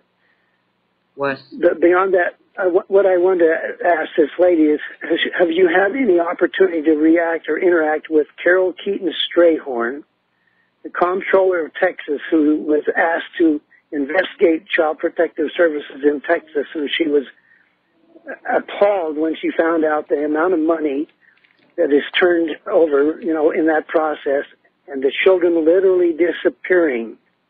They are disappearing. She wrote a book called Forgotten Children, and if you can call me. I can get you in contact with Carol Keaton Strayhorn, or you can do that through Senator Orrin Hatch as well. That this problem in Israel, I am totally familiar with, and it's an abomination, just like it is here. Thank you. The abomination, you're absolutely right. There are a few little differences between the two, because remember, I know a lot of Americans in Israel. Number one is you have open courts, which doesn't mean it's any better, but in Israel it's closed courts. And that means that it's a crime for anybody to talk about what happened to them in family courts at all. I have a father who was threatened to be murdered inside the court by a lawyer, and when he published it, he's now facing a criminal prosecution. Children in Israel are not allowed to be photographed by their own parents. but the organizations outside, like SOS Villages, are allowed to use those children to advertise for billions of dollars. And what you don't have in America is the no exit order, which is you cannot leave the country. People are trapped. There are 20% of people trapped in Israel who would give their right arm to leave. Talking of people with no right arm, today the disabled people who really do know how to stop the country chained themselves to the entrance of Ben Gurion Airport and wouldn't let anybody in. If you saw the videos I saw before this show where the police attacked people who were disabled in wheelchairs and they're beating them up, they're beating pensioners, they're putting them in hospital, they're breaking arms, they're beating the hell out of them, and these are people who are just standing in the streets singing or sitting in wheelchairs, and they get no medical attention once they've been arrested. And a martial law was declared in one city for 5 pensioners. You know, I mean, what kind of country are we talking about the size of New Jersey, you know? Sorry, but Israel has got to change, you know? It really has to change. So does the United States, by the way. Do you have something else, Tom? Yeah, by the way, the conditions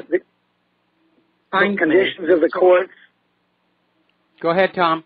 Sorry, the condition of the courts in Illinois is exactly like that in Israel. In other words, when you get into child protective court or into family court, you're not allowed to even speak or publish anything. In fact, I did that since I was in another state. I began to publish her story when I was threatened. And sadly, these girls have gone through, two beautiful girls, Israeli girls, have gone through no less than 6 abortions apiece since they've been in the state custody. Correct. Very assertive mother. I tell her she has lots of chutzpah. She's been able, even though her parental rights were terminated, she's been able to access medical records, and she found out that her daughters have gone through 6 abortions apiece. Absolutely right. Absolutely right. I forgot to mention that I represent a civil society that goes to Geneva, but the Israeli state, the system, just decided to put them, all the members of my civil society in prison to dry up my sources and stop me from speaking. And those people are likely to serve, if the rumors are true, life imprisonment for blogging. Are you serious? Life imprisonment for blogging? I watch Stephen Colbert. I watch Seth Meyers. These people are persecuting Donald Trump every day with no arrest whatsoever. You know, it is a worry. You're right, Tom, and talk to me afterwards, because our civil society won't die. We will carry on, and I will be back in Geneva again. I promise I will definitely be back in Geneva on all these issues. All right, well, Tom... Would you please... Go ahead, Tom. Can you get her my contact information, because this case with Aiea Kaufman is still one I've been trying to get some resolution. Anyway, go to familyversusstate.org or .com, and my phone number is on there. Okay, will do. Thank you so much. Or I can give it to you right now if that's okay, Mike. No, please, no, don't do that over the air. It invites harassment. Yeah. Anyway, my contact is on familyversusstate.com or .org. Okay, I don't get familyversusstate.com. I'm going to try .org. .org, and okay, looks like I'm I'm not able to find. Oh, I misspelled it. All right, I will hunt that down, and we'll get the number over to Miriam. I'll email it to her along with the link. Tom, thank you very much for the phone call. And before we go to another phone call, you're mentioning all these children who simply seem to disappear, and there's a very obvious question to ask, especially in light of the comment made by the judge saying you're responsible, sell a kidney or something. We know that Israel is a major trafficker on the organ traffic. And not all of it is above board and in compliance with international norms. I know that they busted this rabbi in New York about a year ago who was basically taking part in organ trafficking. How many of these kids are being disappeared in order to feed raw material into that traffic? Is there any way of estimating, guessing what it might be? Do you know, I'm scared to answer that because there are no official numbers ever given, ever. The Freedom of Information Act is a joke. In fact, I know people who've been arrested for asking for freedom of information. If the Yemenites, please don't think 1,000 children were taken from the news that you're reading. There are thousands more children that were taken than 1,000. Most of them were harvested. You can see 42 hearts they're talking about. Way more than that. Way more. I won't go into the Palestinian territory on organs because that's other people's stuff. But children do disappear into the system. They do put them on Ritalin, by the way, at the age of 3. And the education minister has advertised on TV, if you're not on Ritalin by the age of 3, there's something wrong with you. They put them on Risperdal, and then they start to pump in 15, 20 psychotic drugs into these children way under the age of 10. Boy, and that is insane. That is insane. And again, it's all because it's the money. We drug the kids and we charge. We have to put one little plea out, Michael. I've got to put a plea out for one father. He's American born. His children were born in America. They were taken from him. They were divided the moment the boy of 13 cottoned on to the problem. The girl ran away 40 times. So what did they do? They locked her in a mental institution, tied her to a bed, and force-fed her through her veins, intravenously, and through tubes. They force-fed her drugs until at the age now she doesn't know that she has a father. She forgot that she was raised in America. She doesn't know she has a father, but she's been fed information. Your father raped you. Can you believe this? Yeah. Your father raped. So she says, I think they tell me that I had a dad once and he did these things to me. Only months ago she was running away. The boy is half the weight that he used to be. He's an absolutely emaciated person. We don't know what disease they've put into him or whether he's got it naturally, but he now has diseases he was inoculated by. And I sent you the information, and he said, I will die for my sister. And he's 13. Why should he go through this at 13? Why should he be locked behind barbed wire and bars just for money? They've just become property. Yeah, it's a racket. It's a racket. All right, let's take some phone calls. We're coming up to the end of the show here. Keith in Montana, aloha, welcome to the show. What's on your mind? Yeah, Mike, I don't know if you have a break coming up right now, but yeah, I was just going to say, you know, on my show on Sunday, I always try to show demographics about how people around the world are all the same. And this is no different. You have the IDF soldiers who defect, was it 7,000 a year? Mm-hmm. You have the U.S. military that are sitting there promoting their videos on YouTube of they won't be Al-Qaeda's Air Force. The problem is governments. Yes. They continually bet us against one another, and I mean, this is what the real issue is. And as long as we're fighting with one another, we don't see the corruption behind it. And the systemic rot that we see around the world is because these governments, I mean, look at the people that are voting for their, whether it's the Democratic Party or Republican, they want the same form of lifestyle that they want in the same form of government. And that's why you see the corruption today. Mm-hmm. You're right. Okay. Anyway, great show, Mike. I just wanted to put that in there. That, you know, again, like I say, we're all the same. It's just that they have to keep us fighting with one another. And until we realize that society starts by looking at yourself in the mirror every morning. If you want change in the world, you have to be it, you know. Well, we need to honestly assess the behavior of all of these governments, and maybe in the age before the Internet and the independent media, these governments were just as corrupt and they were still doing all of this stuff, but we never saw it. And the difference is now we are seeing it. We can't pretend that we don't know what's going on. And, yeah, we do have to do something about it, especially when innocents are being harmed like this. So who is paying for you, Michael? Who is paying for you? The difference between Israel and every other country in the world is every other country in the world is funding the murder of people inside Israel. Israel doesn't fund anyone else per se. They control the media of everyone else to stop people knowing. Mm-hmm. But you are paying for the murder of people in Israel. You are paying for the corruption in Israel, which is unique. And the Israelis feel to me like the people in the corner of Libya who went on Al Jazeera and said, please rescue me. And every time they ask for rescue, they get arrested. And I'm sadly, well, with another candidate for the Republicans, Loretta Miller, are the only two people that are prepared to risk. I'm prepared to die for the people there, because I actually think they're pretty good people, you know. Mm-hmm. I do. They Hey, can Mike, save can I the have one more thing? Palestinians as well. Yeah. You know, they can save the Palestinians because, you know, the Palestinians and the Israelis have been arrested by the same cops. Okay, well... Mike, I was going to add... Yeah, go ahead. Yeah, you remember there's a video on YouTube, it's something about the Ethiopian Jews that were brought to Israel and all the medical experiments and stuff done on them. Mm-hmm. Yeah. You know, like I say, this is no different than, like I say, here in the United States with Gitmo or Guantanamo. It's the governments that are allowed to do this, and the people do nothing. They just allow it. It's kind of like George Bush saying, you're either with us or against us. Yeah. The Israelis are too frightened. The fear in Israel of those that know about it is absolutely palpable. They just don't know how to protest. They don't know how to stand together. And when they do, the police back off. But when they don't, the police beat them up.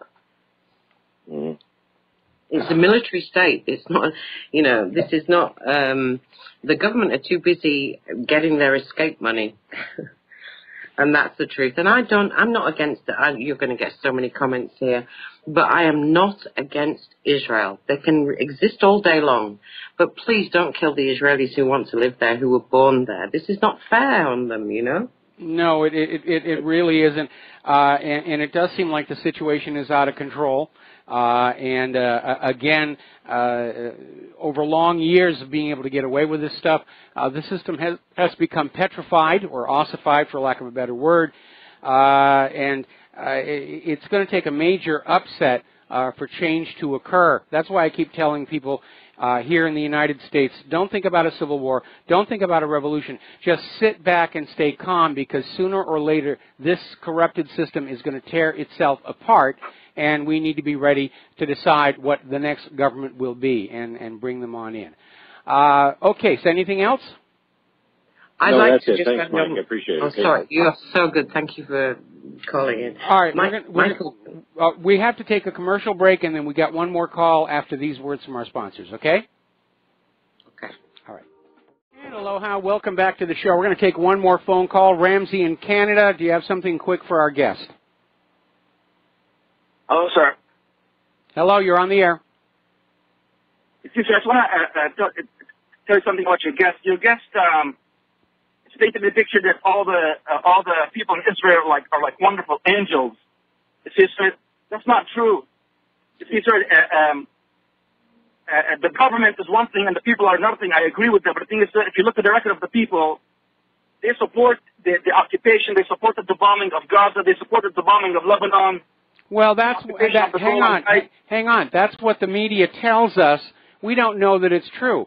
We know that the U.S. media, when they're reporting to foreign countries, they're telling all of them that the American people are behind what's going on in Syria. They were behind going into Iraq, and so forth and so on. We have to be very careful what we think we know is happening. What we think we know is happening on the ground in other countries, because their media is just as deceptive as ours. Anyway, we're out of time. Thank you for the phone call, Ramsey. And Miriam, we have about another 3 minutes left to go. What do you want to share with our listeners? Well, what he just said, you know, is nonsense. I will tell you that,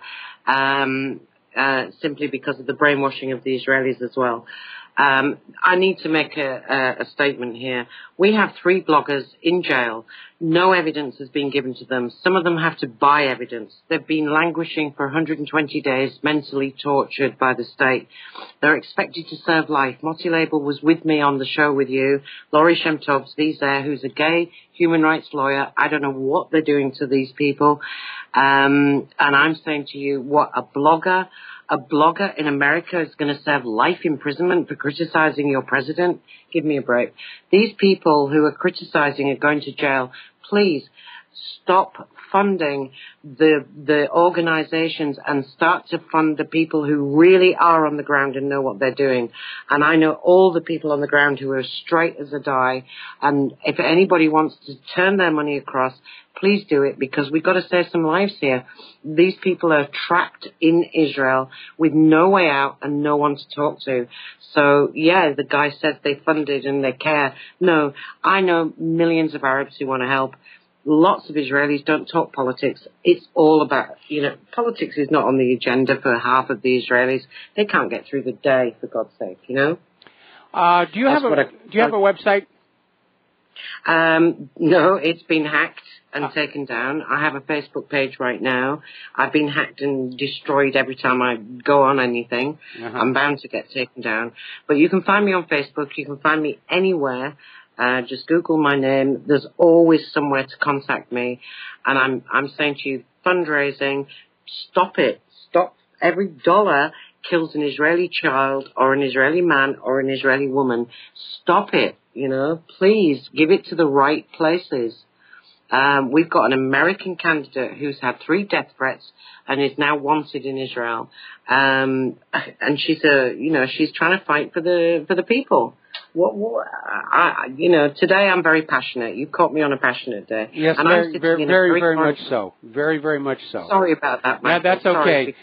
Anyway, there's the music. We're out of time. Miriam, we're going to have you back on real soon and follow up on some of this stuff, because obviously we didn't have enough time to do the subject justice. So thank you very much for the phone call. We got to head on out of here and get something useful done with the rest of the day. We'll be back tomorrow, Thursday, here on Republic Broadcasting. Please share what you learned here today with everybody that you know. And judging by the email, a lot of people were very impressed with our guest here today. So we'll be back tomorrow. Aloha, America.